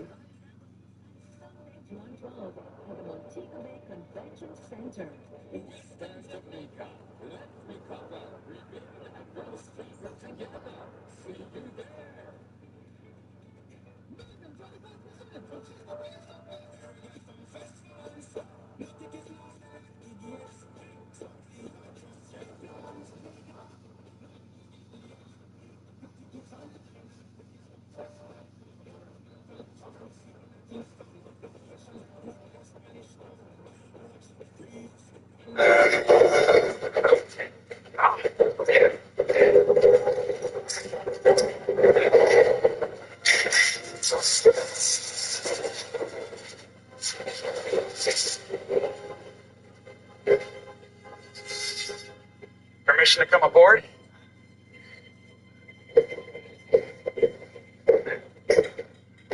Rich, I haven't. You all right, Trip? I'll feel a lot better when this is over. There's only one way to do this, Captain. A cold start. I have to shut down the reactor and reset the algorithms. Once we bring the warp engine back online, the subroutine should be back to normal. But if we shut down the reactor... That's why we need to move inside Columbia's warp field. They can sustain our speed while I reinitialize the engines. They won't be able to hold us for more than a minute or two. They don't have enough power. I've got a shortcut in mind. Shortcut? Those subroutines would take hours to decrypt. Better just to purge them. Wipe them clean. I'll contact Columbia.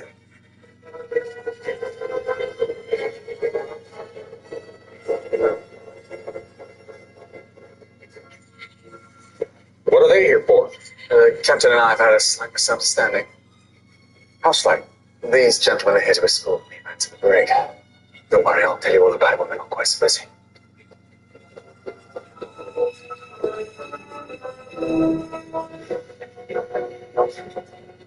Fancy meeting you here. Intermix pressure. 1627. Field variance. 87 milliconverts. Somebody hasn't been taking very good care of my engine. Speak with the Klingons. This episode is sponsored by BetterHelp.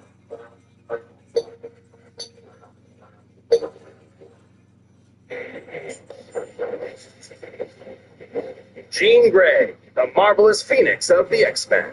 Raven, the Azeranthian demon witch of the Teen Titans. If absolute power corrupts absolutely, in our quest to contain the beast within, we may well be consumed by... For battle time!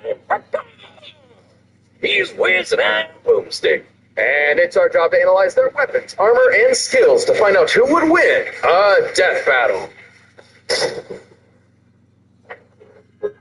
In Greek mythology, the majestic phoenix bursts into flames upon its death, then rises from its own ashes. It's a symbol of nature, rebirth, the dawning and setting of the sun, the beginning and end of life. A cycle poor Jean Grey was thrown into way too young when her best friend was struck by a car right in front of her. Just like a phoenix, the trauma of Annie's death was the start of something new.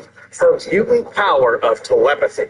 In Annie's fleeting moments, Jean bonded with her mind, and they experienced her death together. By the way, Jean was dead. Enter Professor Charles Xavier, who hoped to help Jean through her trauma. And was also a telepath. He taught Jean how to control her X-Gene, and she used her powers to find other troubled mutant kids around the country. Thus, the first iteration of these marvelous mutant superheroes was born, the X-Men. Cyclops, Iceman, Beast, Angel, and of course, Marvel Girl. We can workshop that name. Jean's potential as a telepath was incredible, so far beyond Xavier's, in fact, that he installed psionic blocks in her mind to limit her full power. At least until she was mature enough to wield it safely. She can read and control thoughts, communicate telepathically, rewrite and erase memories, manipulate each one of your senses, and project her mind into the astral plane. Jean is also an expert telekinetic, capable of forming energy barriers, deconstructing giant machines, and even halting the blood flow to your brain. Starting to feel like the guy with big hands who can climb good is a little out of place, but Jean's life would change forever. Again, on one fateful mission. Trapped piloting a ship through a solar storm, the Marvel Girl came into contact with an incredible energy. It merged with her, greatly enhancing her power. But there was a catch. This thing wasn't just a power boost. It was a giant space bird. More like a cosmic being, which is the embodiment of the Big Bang, destined to consume all of existence at the end of time. This is the Phoenix Force. Well, merging with the fire chicken didn't turn out so great, because all it wanted to do was blow shit up. Hey, why don't I get a Phoenix Force? That sounds awesome. The Phoenix Force desires destruction. Its fire will one day consume all of existence. That's its purpose. Unfortunately, this need for annihilation would prove too much for Jean, manipulating and corrupting her until a thoughtless moment where she obliterated an entire civilized planet. Billions of lives simply erased. This was the dawn of the Dark Phoenix. Yeah, when Jean figured out what happened, she was not okay. No matter how hard she tried to kill the Phoenix's influence, it would always rise back up. Good, because it's a Phoenix. And so, rather than allow this absolute power to consume her, Jean heroically sacrificed herself, ending the threat. Yeah, what a beautifully tragic story about the corrupting influence of power on the human spirit. Not really. Turns out that wasn't actually Jean. The Phoenix was just kind of pretending to be her. She came back later. Oh, and she merged with the Phoenix again. Well, that's stupid. But hey, absolute power may corrupt absolutely, but it also absolutely owns. As the Phoenix, Jean can channel vast amounts of cosmic energy, absorb power from others, manipulate matter down to the subatomic level, and even scorch your soul with psionic flames. Flames that take the shape of the Phoenix itself, grow to the size of a universe, and burn hotter than a supernova. The Phoenix can basically do anything. Stop time, open portals, see the future, raise the dead, and create pocket realities just for fun. She can fly at massively faster than light speeds and wage mental battles across infinite distances in seconds. El Pollo Loco even boosted Jean's natural mutant abilities to the max. She's physically strong enough to fight the Thing, and she's a stronger telepath than Moondragon was with the Mind Gem. You know, the Infinity Gauntlet bling that controls all minds in the universe? And should Jean fall, the Phoenix can always resurrect her. So long as her soul remains intact, it will reform her body no matter how many times it's destroyed. Which is good, since she's died literally 15 times. As of this recording, at least. She probably died again in 2024.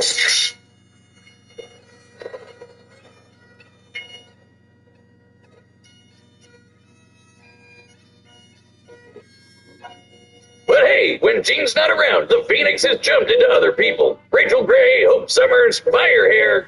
It's got a thing for redheads. Oh, do you think it was a bad idea to have Jocelyn study it? I demand a raise.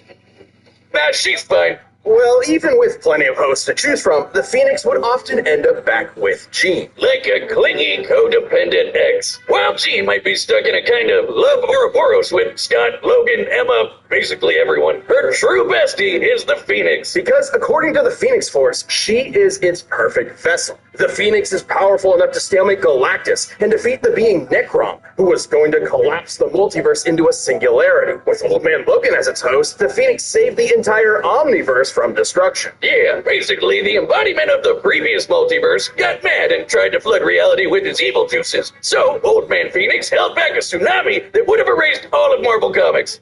Let's move on. Even after multiple possessions, Jean was never quite free from the influence of the Dark Phoenix and the threat of its ultimate destruction. But Jean's like the nicest and most patient person ever, so she eventually sort of got through to the Phoenix Force. And with their combined power emotionally stabilized, Jean reached her ultimate state of being, the White Phoenix of the Crown. Sounds like a Dark Souls boss, and just as bullshit. White Phoenix is a perfect merging of Jean and the Phoenix Force, allowing her to control time and space and hold friggin' universes in her hand. And giving her dominion over the white hot room, the highest plane of existence and the center of the Phoenix's power. Beyond the far shore of reality, it is a dimension the Phoenix has complete control over and even gets stronger while in it. But Phoenix can never get out of that let's kill everyone mindset, so Jean finally confronted it and dumped his ass. Yeah, she dumped a cosmic god of destruction. You go, girl. Time to take back the good old days of... Wait, they're calling her Marvel Girl again? Roll it back. But like a phoenix, the two will inevitably rise again and reunite, refresh, and renew,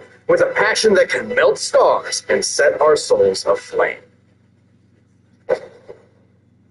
This episode is sponsored by BetterHelp. It can be easy to spend all your time on your work, your friends, your family, but how much time do you actually spend on yourself? Therapy can be an incredible asset to your mental health, even if you don't think you need it right at this moment. A lot of these problems can be hard to spot without self-reflection and an outside perspective. It's easy to accept things the way they are without realizing that maybe they could be better. Everyone can benefit from becoming the best version of themselves. Positive coping skills, setting boundaries, supporting others without leaving yourself behind, all incredibly important to practice in your journey for self-fulfillment. And in this super busy world, BetterHelp is entirely online and... since even without Trigon, she's strong enough to accidentally destroy the universe.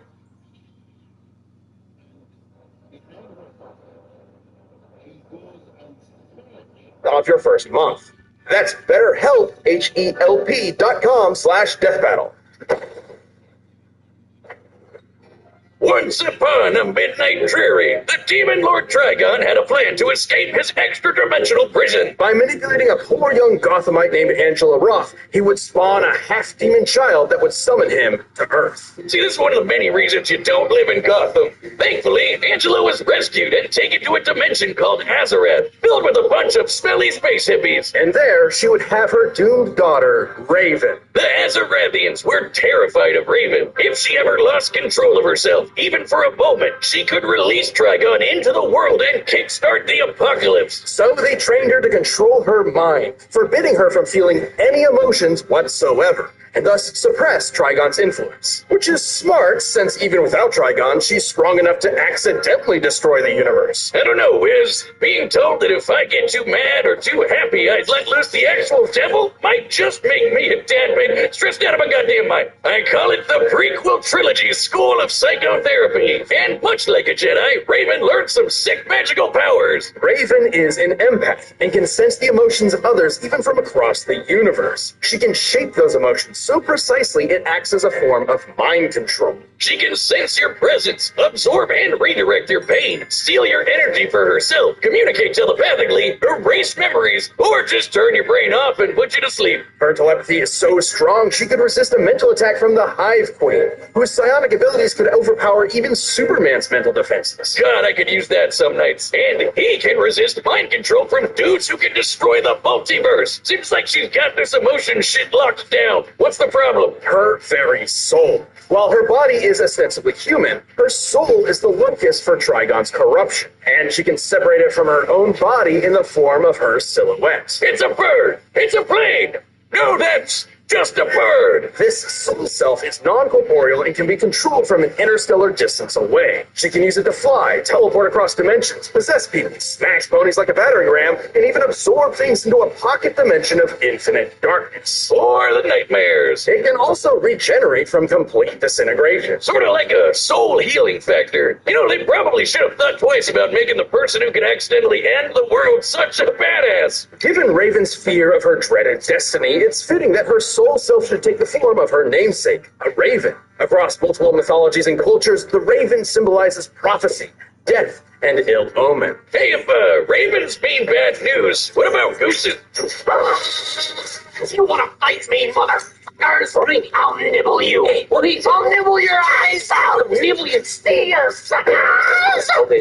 Oh, right. They symbolize assholes. Upon turning 18, Raven feared Trigon's growing presence and went to Earth to form a super team capable of combating him. Screw you, Satan! It's the Teen Titans! These kids may seem like the Justice League Junior Edition, but with Raven as their white and black mage combo, they were out kicking butt and saving the world. You can add Warrior, too. On one of their adventures, Raven's physical body was enhanced to match Donna Troy, an Amazonian strong enough to withstand a blast from the Universe Buster Monarch. Well, that's just bad game design. Raven's vast arsenal of magic includes lightning, force fields, illusions, telekinesis, shapeshifting, matter manipulation, stopping and traveling through time, and most dangerously, her control over souls. She can rip your soul out of your body and absorb it to get stronger. Even controlling a universe full of souls all at once is no big deal. And should someone attempt to possess her, she can tether their soul to hers, absorbing them. Like in a possible future timeline where she did just that to the 4 horsemen of the apocalypse. She got strong enough to destroy all of creation. She was called the Unkindness, which is actually the term for a group of ravens.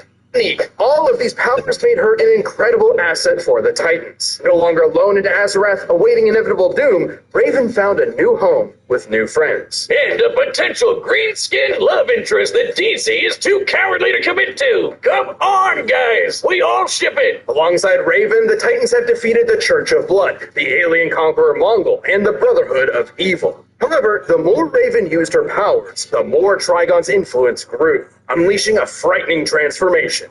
Dark Raven. Yeah, you can throw empathy out the window. As Dark Raven, she's a force of pure destruction. A perfect vanguard for her pop's hellish army. Like in the New 52 era, where she led Trigon's forces, conquering worlds for, quote, an eternity. Even destroying her body won't do much. She'll just keep fighting as a messed up demon ghost. But the Titans were not fair with their friends. With their love and support, Raven overcame her dark side and purified her soul to battle her all-powerful father. We've been talking around him for a while, but Trigon is one of the biggest, baddest mother effers in DC Comics. Literally, evil personified. He's wiped out the Justice League with no effort, including our old pal, pre-crisis Superman. The same Superman who flew so fast he broke the bonds of infinity. Trigon's destroyed entire universes, matched the fifth-dimensional imp Mr. Xxxfux, and even killed Dr. Fate in an alternate dimension. The same Dr. Fate who flew across reality at the velocity of God. Yeah, he's pretty strong, but so is Raven. You see, Raven was raised as a pacifist, afraid that if she let loose her father's powers would kill everyone she loved. But in truth, Raven's power never belonged to her father in the first place. It was hers, and Trigon had no idea how strong his daughter really was. With the Rings of Azar, Raven bonded with Azarath to overpower Trigon and destroy his soul. Even though her body got nuked in the process, she just kept superheroing without it. That's right, as a ghost! But even without her father's direct influence, Raven's incredible power continued to prove impressive. Like the time she fought the Spectre, an unbound angel of wrath whose conflicts often threaten all of reality. Long have the legends of old proclaimed the awesome might of the God GF, but I never knew they were true until this day, Wizard. Okay. Portents of Doom are nothing new for this shadow-clad sorceress. With her teammates at her side, there's no future this Titan can't overcome. All right, the combatants are set in front of the data through all possibilities. It's time for a bird battle! Caw-caw!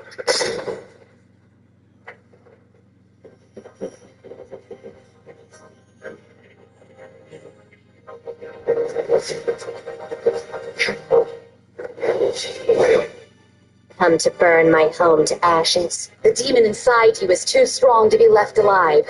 I'm sorry. This is for the good of the universe.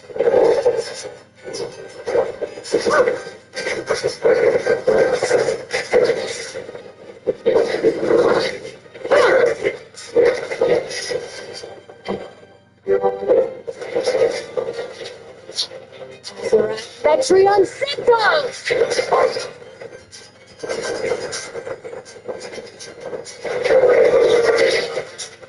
Darkness, take you!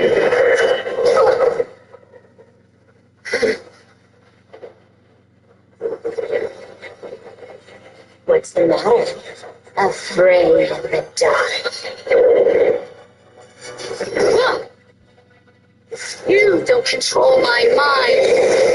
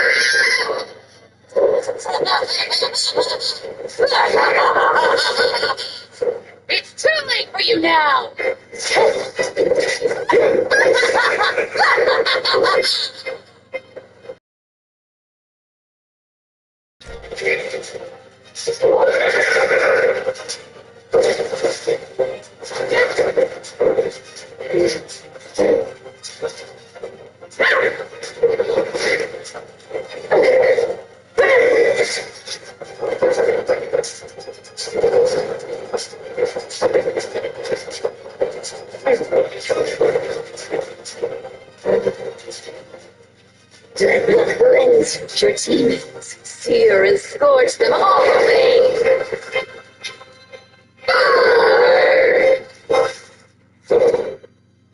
Now, I'll take this pain from you.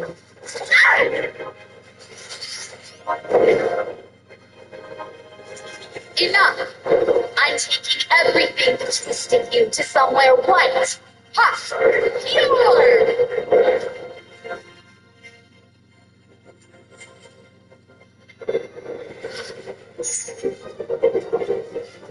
Scott, Charles, everyone, give me strength! I am not the daughter of the demon. I am the daughter of Azeroth. Azeroth, until you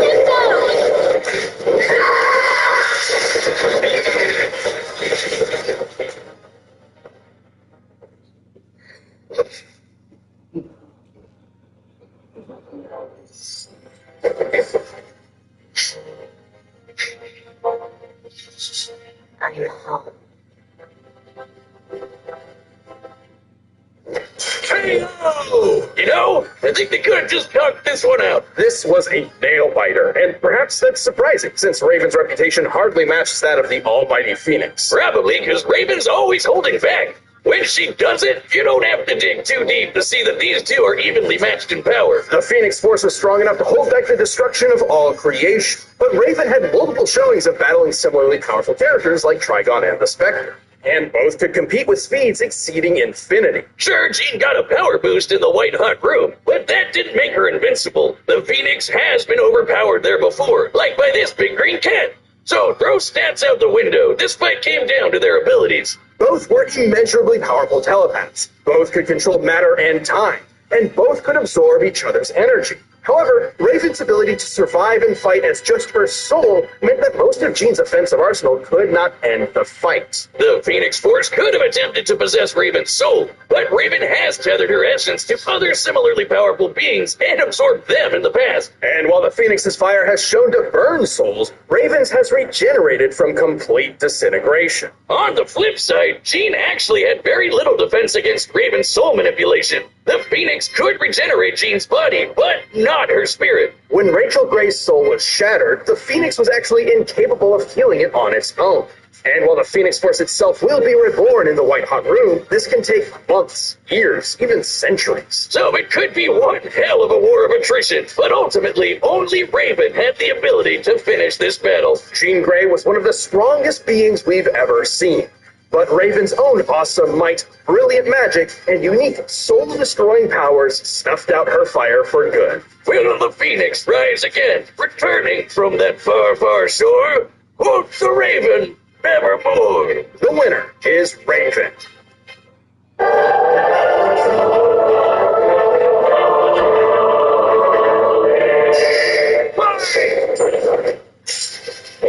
Kratos versus Asura. The Ghost of Sparta versus the Wrathful Destructor. Because sometimes you just want to punch a god in the face. He's where's my boomstick? And it's our job to analyze their weapons, armor, and skills to find out who would win a death battle.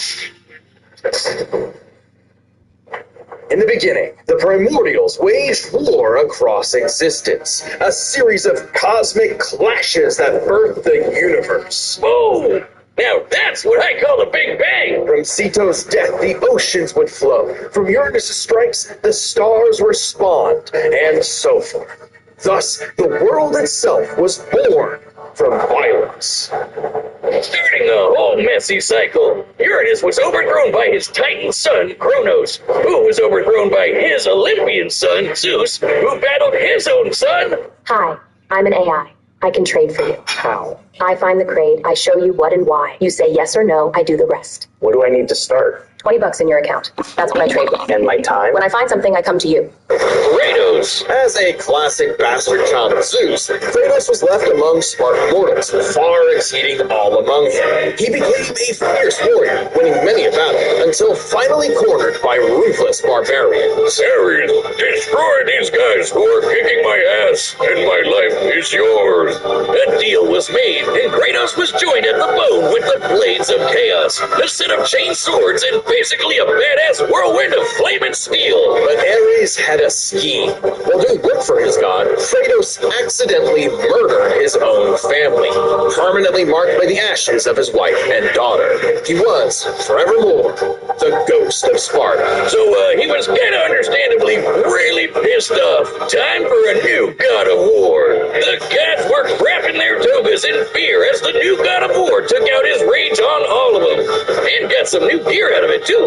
With Poseidon's trident and Icarus' wings, Kratos dominated both sea and sky. He also has a tendency to carry powerful severed heads, like Medusa's. And the claws of Hades could steal souls, even the soul of Hades himself. Should have thought that one through, man. Neither Perseus or Hercules were a match for Kratos, nor was Helios, the sun god capable of moving stars and spreading light across the entire underworld. He fought Atlas, the titan of strength, who broke the load-bearing pillar of the universe. So Kratos forced him to hold up the cosmos on his own instead. And he could do it with just one hand, according to the novelization. Even his grandpappy Kronos failed to stop him.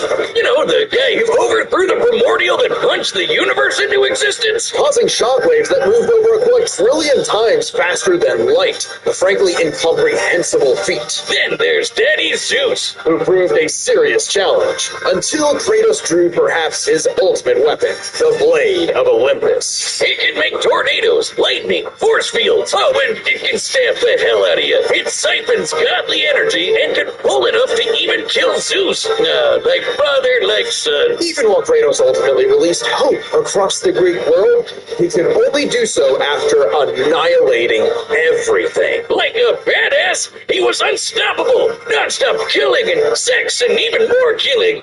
And yet, he couldn't be any more depressed. His wife and daughter were still gone. What was he to do? He didn't know. He wandered aimlessly for years, somehow stumbling into Norse mythology where he met Faye, his second wife. Good start, buddy. Kratos had a new lease on life, but he could not escape his past mistakes. There's a reason he hid his swords in a dingy basement. Even so, Faye insisted he could do better. So he became a dad to a new boy. Easily the toughest task he ever undertook, especially after Faye unfortunately died of a mysterious illness. Damn it, not again! But hey, it wasn't Kratos' fault this time, and Faye left the tools he'd need to keep the boy safe, including the Leviathan Axe. Far from the whirling rage of the Blades of Chaos, the Leviathan Axe was deliberate and mighty, said to rival Mjolnir itself. Thor wishes Mjolnir was as cool as this axe. It's imbued with ice magic and a poison even the gods fear. It can be summoned to Kratos' hand from a distance, and it even shatters souls. Kratos may have once been a sword of vengeance, but with his new weapons and a new purpose, he stood as a shield against the godly Aesir. Too bad he just can't help but get in trouble with gods. But now he knew how to control his anger. Which is even more important than it sounds. Kratos' Spartan rage summons an inner strength with magical properties. He can even get so pissed off that he straight up heals himself. That seems like the opposite of what should happen. Not all anger is problematic, and Kratos wields plenty of new weapons and relics to channel his rage through. Like the Draupnir ring, which can summon a bunch of wind spears. They can absorb all types of energy and blast it back. He even has relics and magic that can warp space and slow down time. Naturally, he contested with the strongest of the Norse gods, including the god of thunder, Thor, who was powerful enough to fight the fire giant Surtur and the world serpent Jormungandr at the same time. Oh, and that fire giant would be the cause of actual Ragnarok. You can't defeat me, Thor. I know, but he can. Well, not exactly. Freyr, the rain god, held off Ragnarok Ragnarok for a considerable time all on his own, and the sheer power of Ragnarok shook Yggdrasil down to its very roots. That's the world tree, which is like a literal tree that connects the whole universe. According to Freya, the tree's very existence supports all of creation among its boughs. Every strand, transcending time, transcending space, everything comes back to the tree. So it's kind of like Kratos lives in a really, really, really big treehouse. In his quest to free the Norse world, Kratos reclaimed old weapons by reckoning with his past sins, even taking up the blade of Olympus once again. Even better, he actually got to be a decent dad. And now the boy is a man and also a bear. Kratos made a lifetime of mistakes, but this future would be different. He'd be more than he was in the past. Not just a god of war, but a leader, a father, and a defender. A god of hope. This battle is sponsored by Robin Hood Gold. With Robin Hood Gold, you can now enjoy the VIP treatment, receiving a 3% IRA match on retirement contributions. The privileges of the very privileged are no longer exclusive. With Robin Hood Gold, your annual IRA contributions are boosted by 3%. Plus, you also get 4% APY on your cash in non-retirement accounts. That's over 8 times the national savings average. The perks of the high net worth are...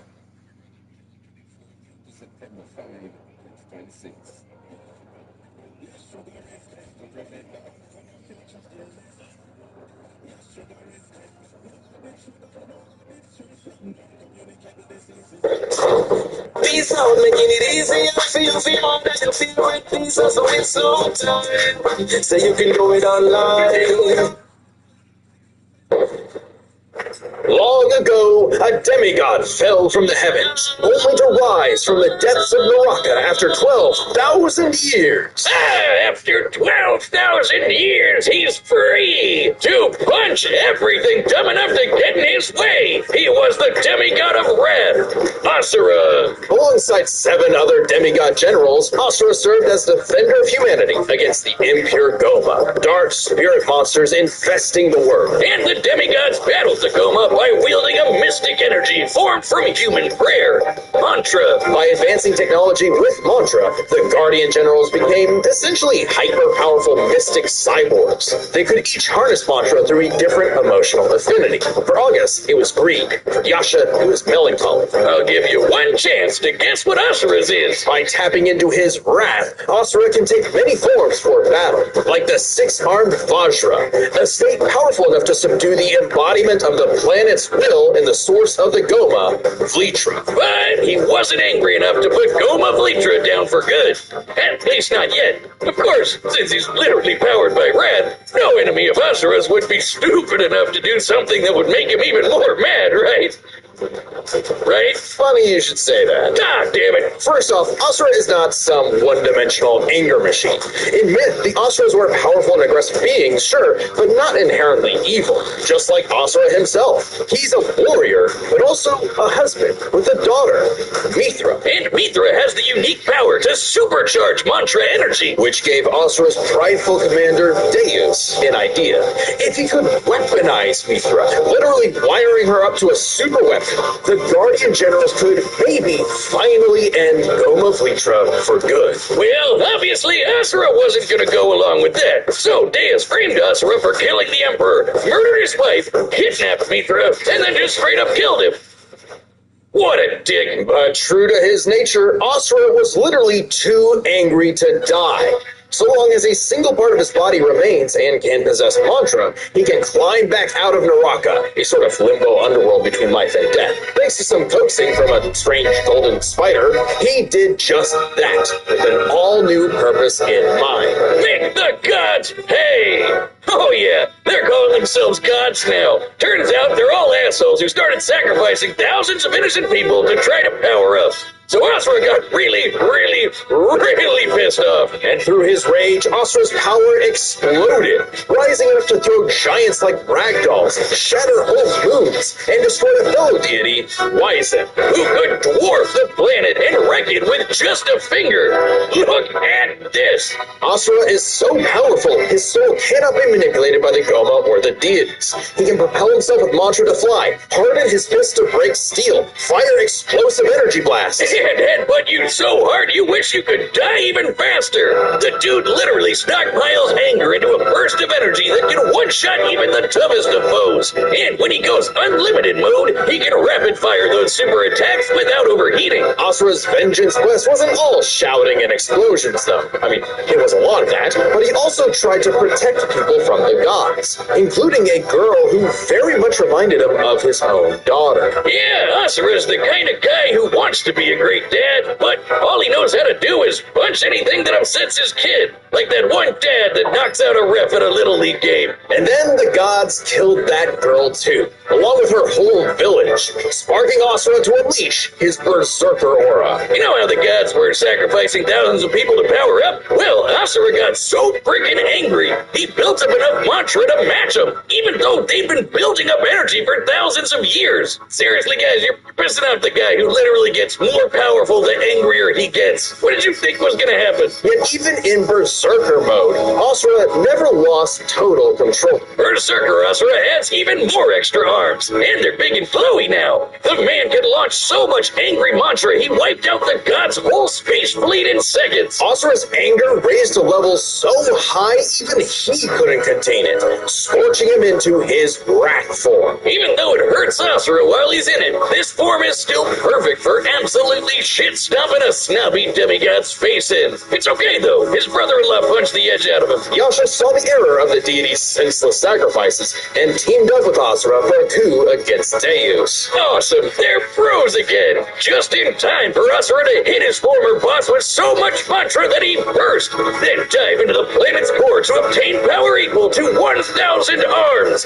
His mantra form, finally, a power capable of killing Pletra in a big planet-busting blast. Deus was defeated, and Gaia was saved. Yet, Asura's wrath hadn't been quelled. Hey, don't drop! It turns out that spider that guided him was actually Xxxfux, the creator of mantra and the entire universe. And everyone's suffering was part of his plan to make Asura his heir. Chakra kidnapped Mithra, because of course he did, and tested Asura in the form of a massive golden Buddha statue. Check out the size of it. That thing can literally hold a galaxy in its palm. Naturally, Asura and the statue threw heads. Enter the mantra reactor. Capable of holding 7 trillion souls, Asura instead used it as a vessel for a far greater power. His own unfiltered rage. At last, Asura could show the world his real colors. Everyone from the humans to the 7 deities to Xxxfux saw Asura's anger as a weapon, a sword for tyranny, when that was never who he was. His rage was really a shield to protect humanity, and most of all, his daughter. A shield larger than a planet! Unbound by his past limits, Asura's ultimate destructor form effortlessly punched through asteroids larger than nebulas, dodged planet-sized lasers moving 2 quadrillion times faster than light, and obliterated whole stars! Xxxfux was understandably impressed and offered Asura a chance to take his place. Asura smiled at the offer and extended his arm. Right into Chakra's face! As if he was gonna let some god trample over more worlds. Instead, he literally beat the QTEs out of God, obliterating him and his plans in a cosmic explosion. But with Xxxfux dead, so was the concept of mantra itself. Those who depended on it could not survive, including Asura. Hey, as long as Mithra was fine, it was worth it. Besides, he'll reincarnate millions of years later, still kicking ass, ready to smack a random thug, a meteor, or Ryu. Right in the balls! It's interesting. Despite the dangers of uncontrolled anger, Asura's wrath gave him the power to save everything. All because of just one thing. Some bastard made his daughter cry, so they had to pay. Now that's a god I can get behind. This battle is sponsored by PrizePicks, the best place to get real money sports action. With over 10 million members and billions of bucks in award winnings, PrizePicks has made daily fantasy sports accessible to everyone. It's simple. All you have to do is pick more or less on at least 2 players for a shot to win up to 1,000 times your cash. And when you want to find non-standard options that are harder or easier to win, just look for the little goblins. Love those little guys. The big...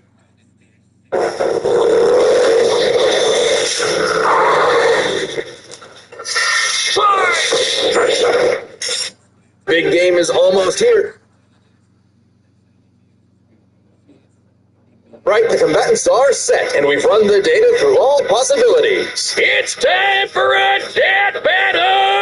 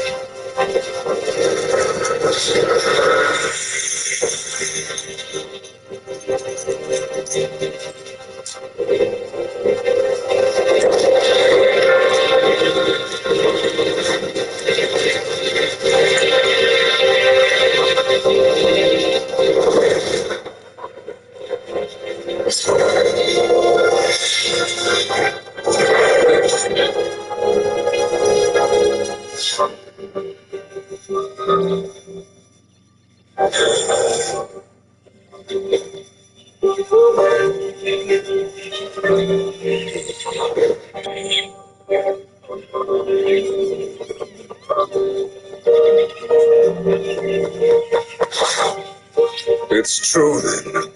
The god of war is on Gaia, but not for long. Cannot win this fight.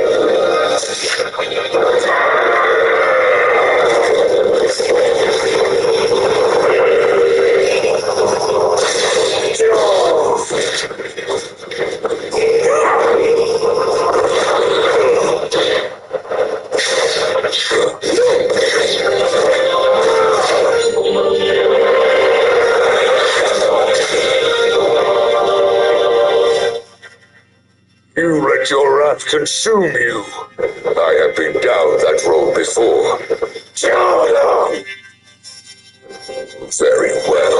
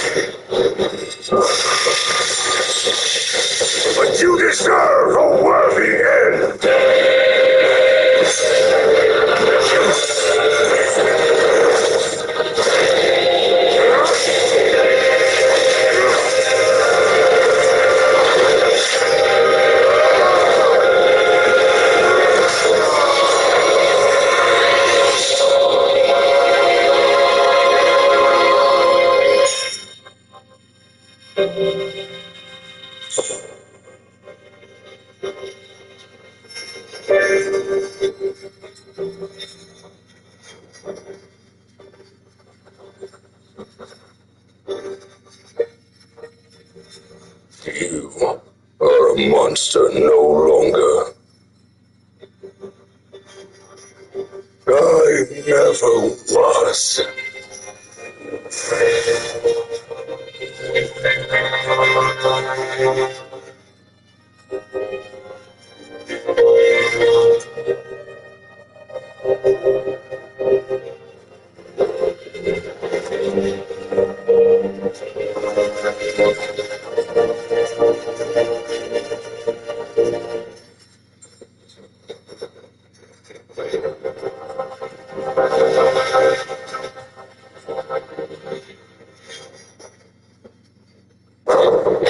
Hey-o! Well, I guess Osiris Wrath really is gone.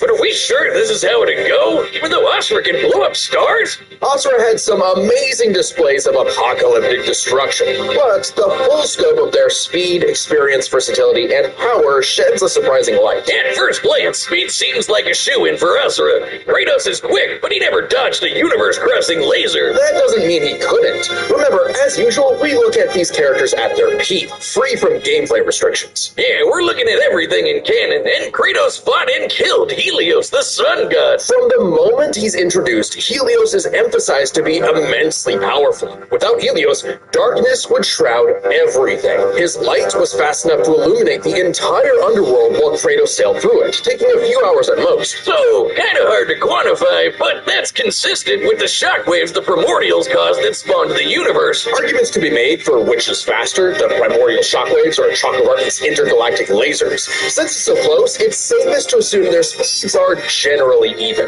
But what does speed matter if you don't know how to use it? Let's cover experience. Asura lived across centuries, obviously a lot longer than Kratos. And while Kratos eventually learned to control his rage, Asura pretty much always had that control. So Asura easily takes experience. But when it comes to versatility, he couldn't match all the weapons and abilities Kratos had. Sure, Asura's quite skilled and a monster at martial arts, but his fighting style mostly relies on one thing. A whole lot of punching. Kratos' weapons, magic, runes, relics, and even his rage gave him far more options in combat, slowing down time, healing injuries, and most importantly, multiple weapons that could drain a variety of energies, like mantra. Yeah, when Asura loses all his mantra energy, that's it for him. So the Draupnir spears and the Blade of Olympus gave Kratos exactly what he needed. Versatility, and multiple ways to finish this for good before Asura just comes crawling back out of the underworld. If he could, Asura's resurrections take years or whole centuries,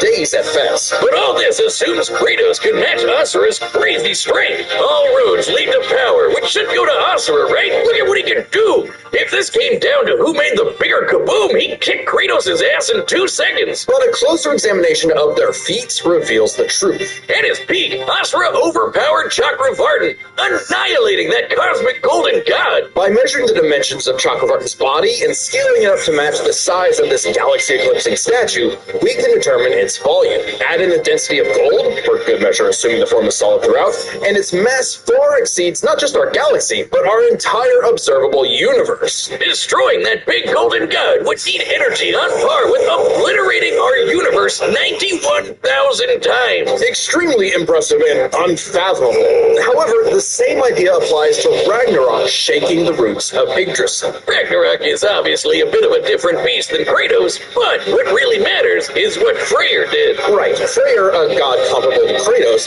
held back Ragnarok's power for a significant time. So Kratos should be capable of the same level of power, or even more. Using an official map and knowing the world tree's branches encompass all of existence, we can measure its size and volume. And we know this map is accurate because it shows these. Ghost Rider versus Spawn. This.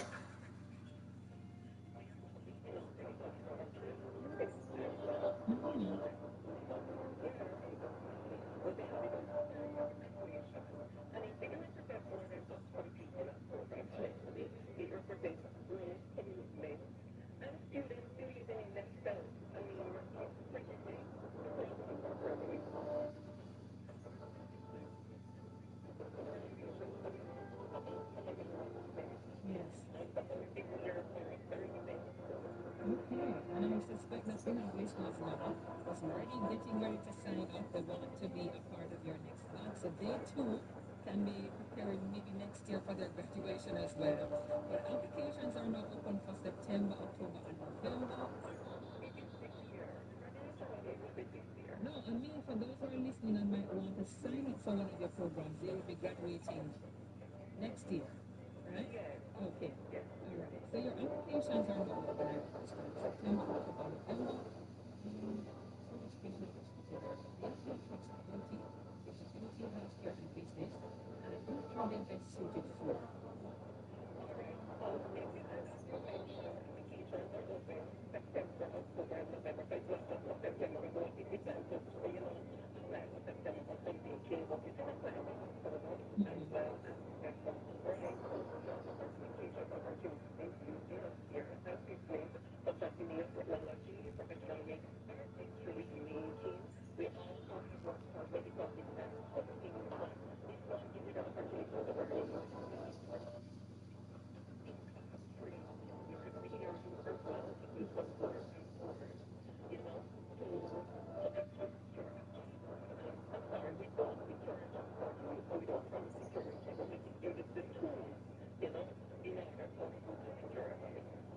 You're right, and why would you encourage someone to apply sooner rather than later?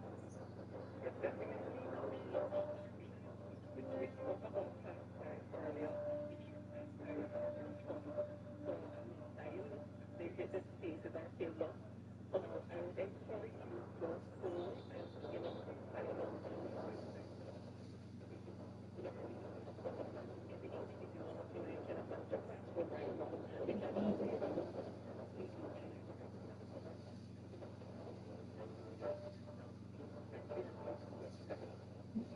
Alright, so that's all good. You said that it's very, student center. Very small class sizes, which means that you get more one-on-one experience there. And they can jump on applying now. Don't bother wait, just apply now as you're taking. Yes.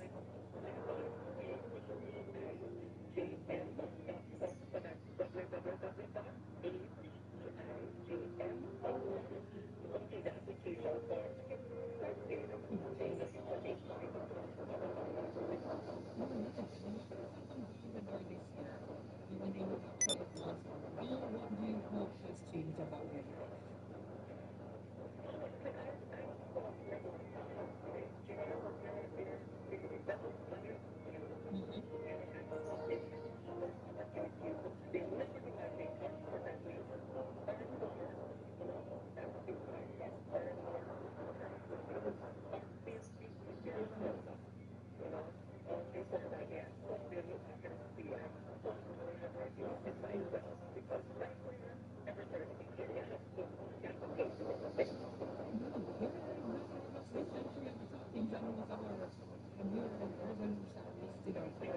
Usually that's right up top up there.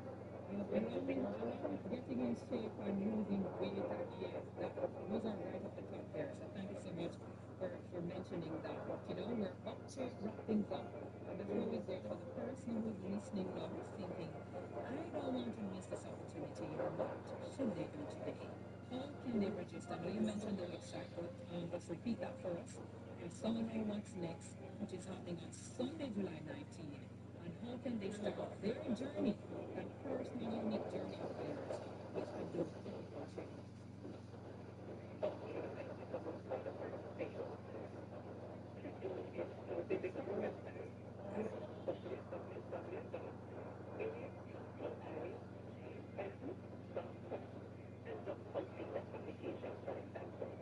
That's it. ATTIJM.com. Jump on the website, complete the application form, and you're making the first step, the most important step. Yes.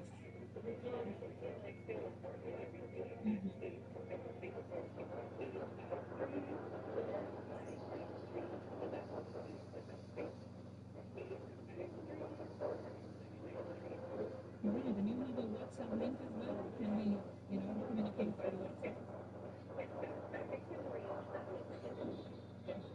All right. And you said we can jump now to register for your seminar What's Next, which is on July 19th. And, okay.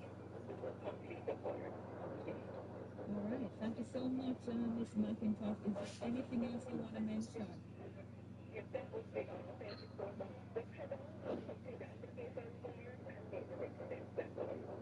All right, thank you. Enjoy the rest of your day.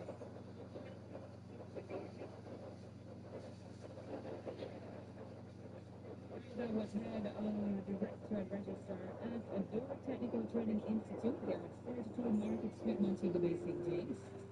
And they take this one from Winston Churchill. Success is not final. Failure is not fatal. It is a curse to continue that counts. And they're inviting you now to register for their Sino What's Next program. It's happening on July 19. All you need to do is to jump on their website, attijm.com. That's all you need to do. Let me tell you the time real quickly. Guess what? It's time in out of that in relationship that works for you. One where you are in control and get all the benefits with Jane Bank. When you find out your partner today, Jane Bank will help you find a way. And the time courtesy of Jane Bank is 9:32. Jamaica, are you ready to recover, rebuild, and go? Then don't miss Community Dreams Foundation Jamaica and the Jamaica Expo during the Montego Bay Chamber of Commerce and Industry on Saturday, July 11th and Sunday, July 12th at the Montego Bay Convention Center. Whether you're rebuilding your home, growing your business, planning a construction project, still you're looking for new opportunities, this is the place to be. Leading businesses, entrepreneurs, investors, government agencies, financial institutions, contractors, and licensed professionals all on the lines. Explore the latest products and services, compare options, request quotations, and get expert advice to help you rebuild with confidence. Join Community Dreams Foundation Jamaica and the media partner Miller FM as we broadcast live from the Expo beginning at 10 a.m. to 1 p.m. Featuring Jamaica's most popular morning show host, Kelsey Wellesley and Angela Payne. Admission is free, so bring your family, friends, and colleagues. Information call 876-429-5375 or email nbcci@gmail.com. Community Dreams Foundation Jamaica and Recover and Rebuild Jamaica Expo, Saturday, July 11th and Sunday, July 12th at the Montego Bay Convention Center. Let's Jamaica. Let's recover, rebuild, and go stronger together. See you there.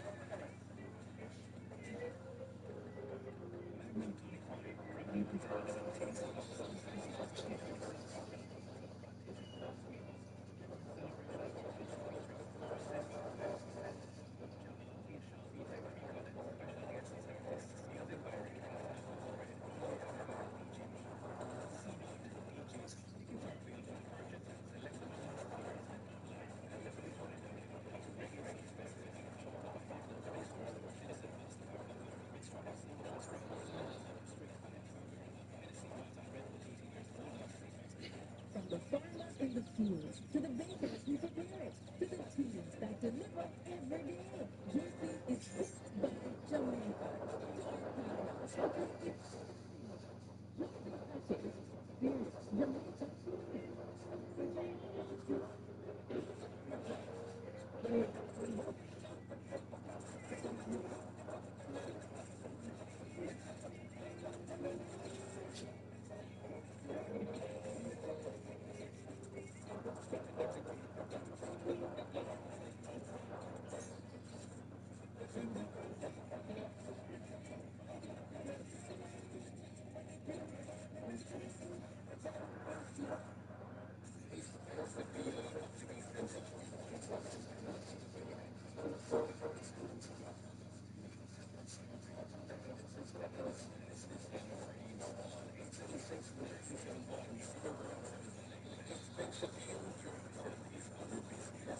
Last year, over 50,000 gathered for an unforgettable moment to see women. This year, Family Life Collective presents Celebrate the National Road to Russia Dream Michael W. Smith, the signing Jermaine Edwards, signing up with a new news Saturday, August 1, Gamesxxx East Field.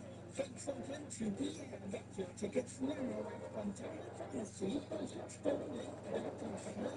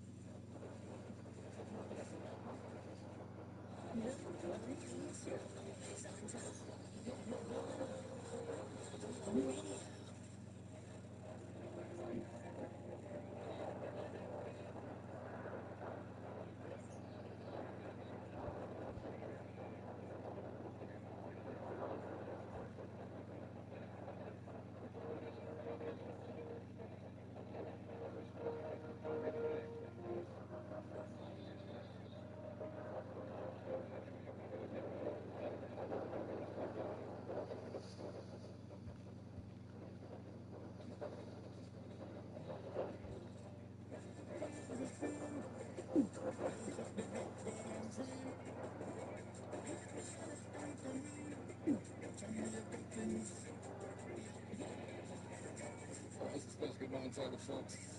I'm currently land based always very proud of their young girl and green. And you represent every time I can.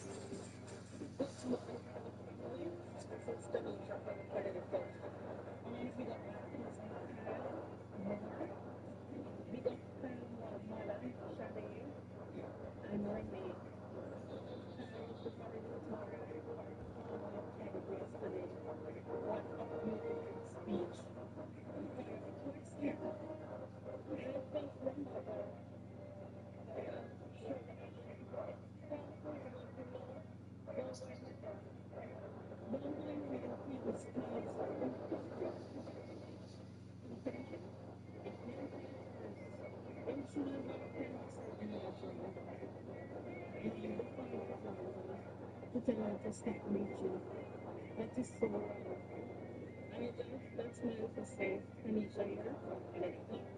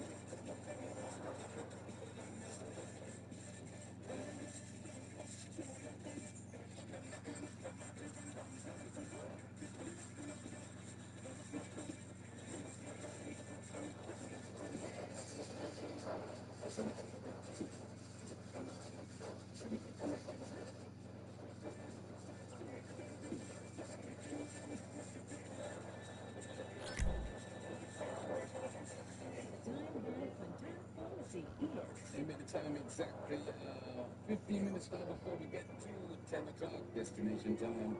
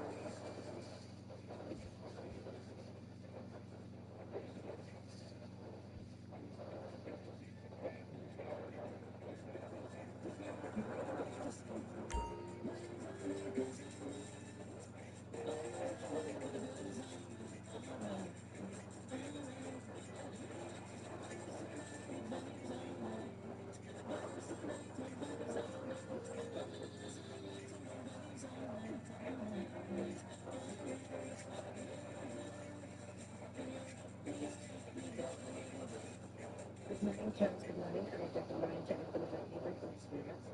So I'm in my spiritual responses, and I'm after my algorithm, but there's so much I strongly disagree with. First and foremost, let me start by saying, what is that your mind when it's mother's personal belonging? The journey, why is it going through the control? And I'm assuming that was the clothes, wooden rod, like a transparent plastic jar from Spain. So that business doesn't have going through that room, and this is mother using permission to go through that door, has no business going through it. So the second is bringing everything else is in that telephone style in Spain. Anyway, if that was my child, I was given 2 weeks. Tell skin to come back from injection because you know once you start doing the thing, the skin just come back to everything is fine. So 2 weeks, and then everyone has to leave one house. It's my house. It's my home. I'm paying the bills, so you're gonna appear to me, and if you don't want to appear to me, you can the belongings and go. I'm just saying that the morning to the week things that are fine. You just comment on this incident, great achievement for Jamaica. We had last week, it was news that Jamaica is one of the safest place in the, in the America, or Central America, wherever you, especially in the Caribbean. And then here you guys are mentioned, comment about it. And it's a big flag for Jamaica to be applied at this time. Yes, I got kids, you know that yep, kids with a young man and his mom. And that's not really because that's all right. There's a space. Yeah, that's a young you know, that's something with a young lady you can see that female and female race together. But a man now, he's not doing that. And it's fine, he couldn't blame her either. Because we thought that and standing about it. So I would not blame this woman for it. He may do this young, these young kids, these young people these days, that's what they want to do. So if he doesn't have the money to buy the material, he sees it, he's going to find a way. So don't blame the man. He did what he did. Because again, remember, this is not for me. We just feel that's weak.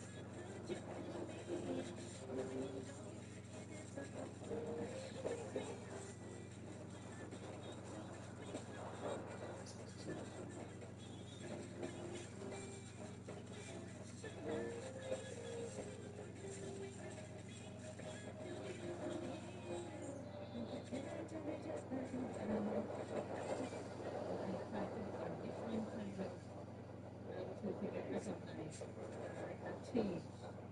What did I say? Well, I did not say. isn't that the falsetto? Yes, ma'am. What it is, an unique way of, just carrying the lyrics. So it's a unique song that I'm working on. It's a song that you'll be identified anywhere you are. Like, So once I hear it, yeah, she has her own song. like a Celine Dion, like a Whitney Houston. So that would be nice.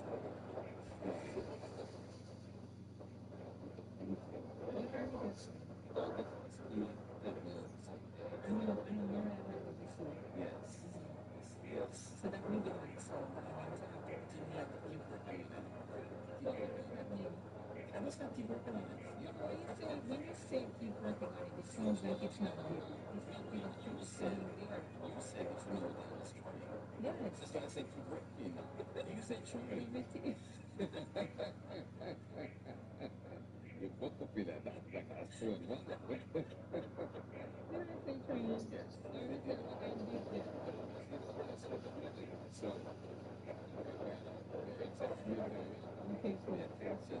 So some folks are saying that what they wish would happen to them in the US play. Some people are saying anything like that? Yes. If some people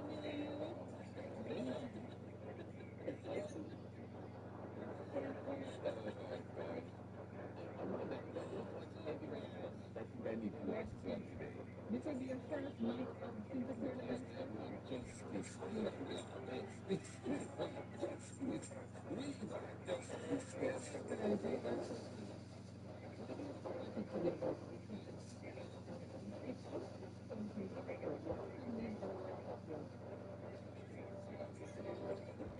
I think we kind of nothing wrong when it comes to make it to quarterfinal.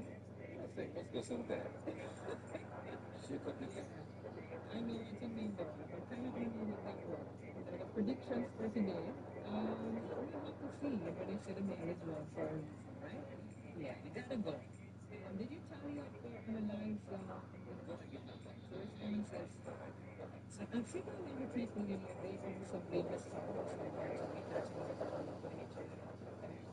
personal belongings. She's a real coach. You know, some busy because you got so many friendly people up in. Yeah. Personally, they don't train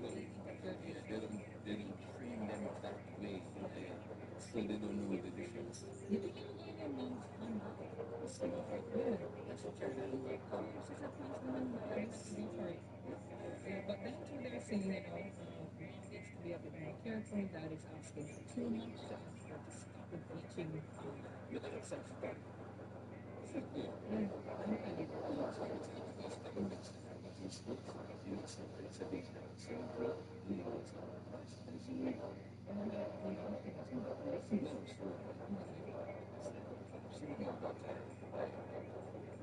And he was very clear about what to say.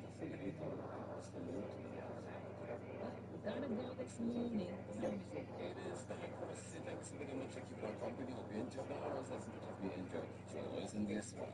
I've been well with like from 6 until 10 in the morning. Guess what? Even about the person won't dry out our beard out neither. Watch out for Satan and his angels. Watch him much to death.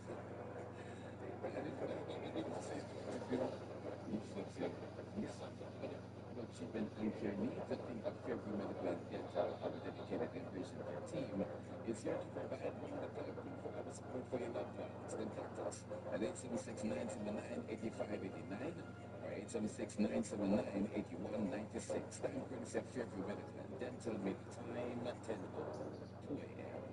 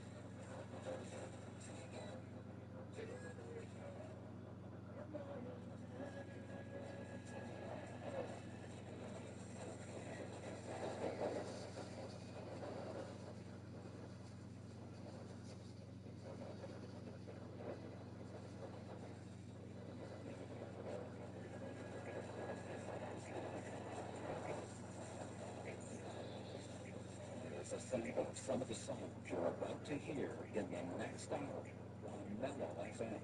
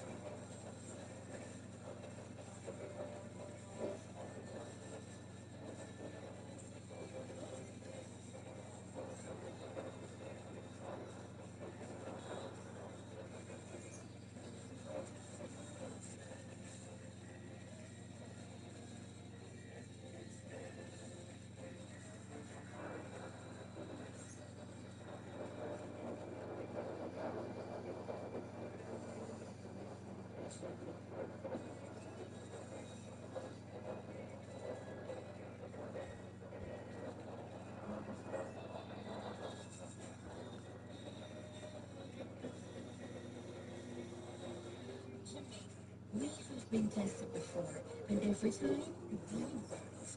Together, we will rebuild stronger, safer, and united. Lives here. The time by the office of the Prime Minister is 10:30.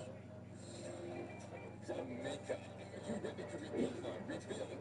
Then don't miss the Music Beach Invasion Jamaica, the Recover and Rebuild Jamaica Expo, put on by the Montego Bay Chamber of Commerce and Industry on Saturday, July 11 and Sunday, July 12 at the Montego Bay Convention Center. If you're rebuilding your home, growing your business, planning a construction project, or simply looking for new opportunities, this is the place to be.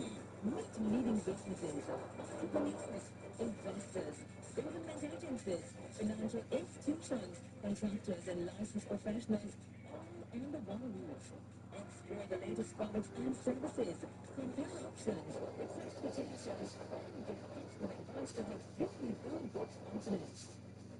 Community Dreams Foundation Jamaica and Media Middle FM has been broadcast live from the Expo beginning at 10 a.m. to 1 p.m.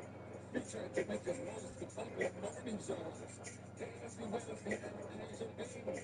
Admission is free, so bring your family, friends, and colleagues. Information code 876-429-5375 or email mbcci@gmail.com. That's Community Dreams Foundation Jamaica and Recover and Rebuild Jamaica Expo. Saturday, July 11 and Sunday, July 12 at the Montego Bay Convention Center. Let's start Jamaica.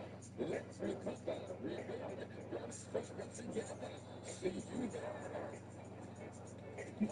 It's too easy. There's a free book voucher valued at $6,000. When you take it over there,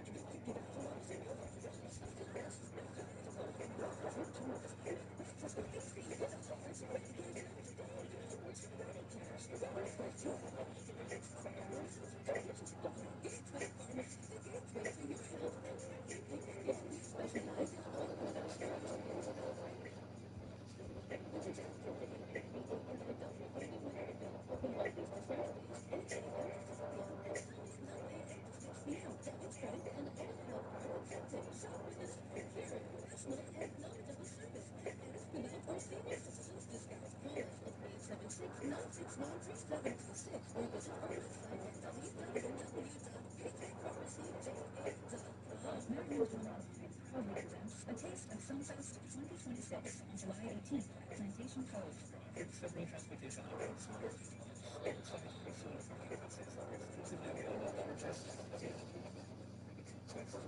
Alternatively, you may utilize our parking lots at smooth and designated locations, Seville Heritage Park, or the Discovery Bay Sports and Development Center. Transportation services are provided by our partners, Knoxford Express and JUTC. Further details will be released shortly on our www.reggaesunfest.com, Reggae Sunfest Facebook and Instagram pages, and on the Xxxfux and JUTC websites.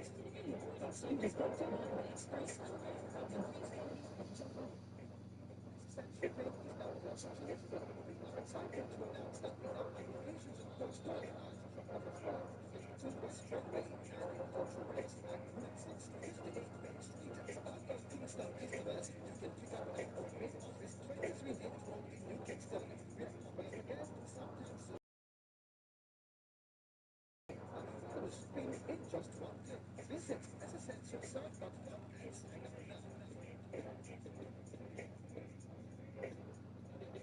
Travelers, if you're too tired, express today.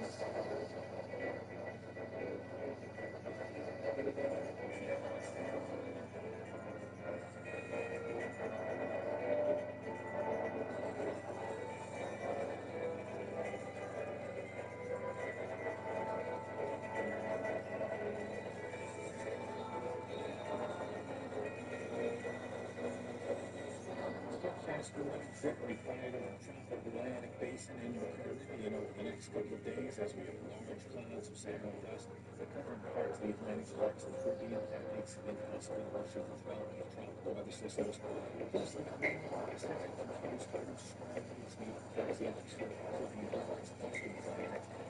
Wind shear is also going to prevent the development of tropical waves, which will come across the Atlantic from the Pacific. Ocean's wave classes have been against the south of 19 watts at the present time, with another wave at 49 watts, which is fourth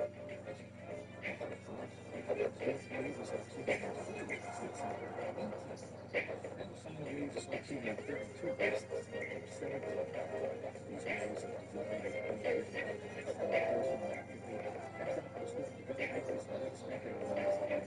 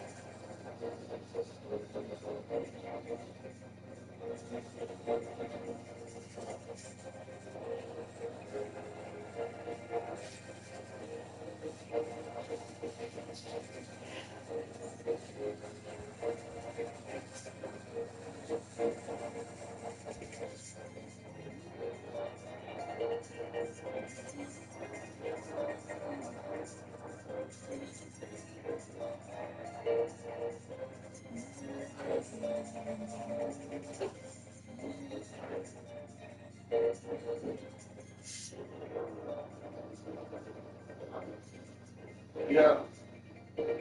Oh.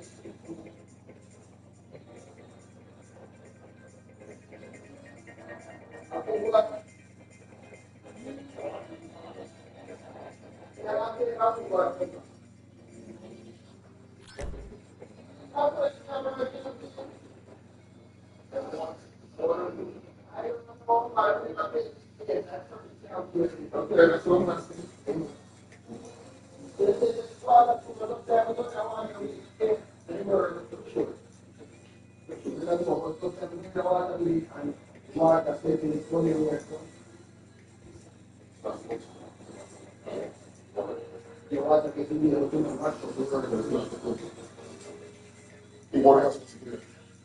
Lithuanian. Oh. Brandy.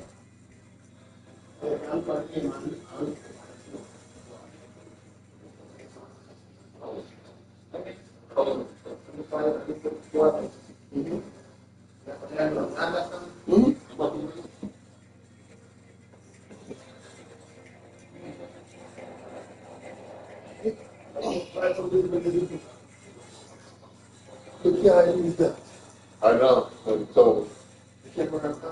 No, well, it is, but you can't.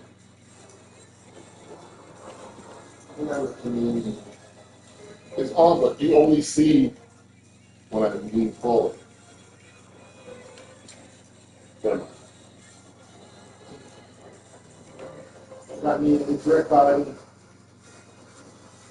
It's recording me even here. Watch. If I get up, it disappears. Yeah.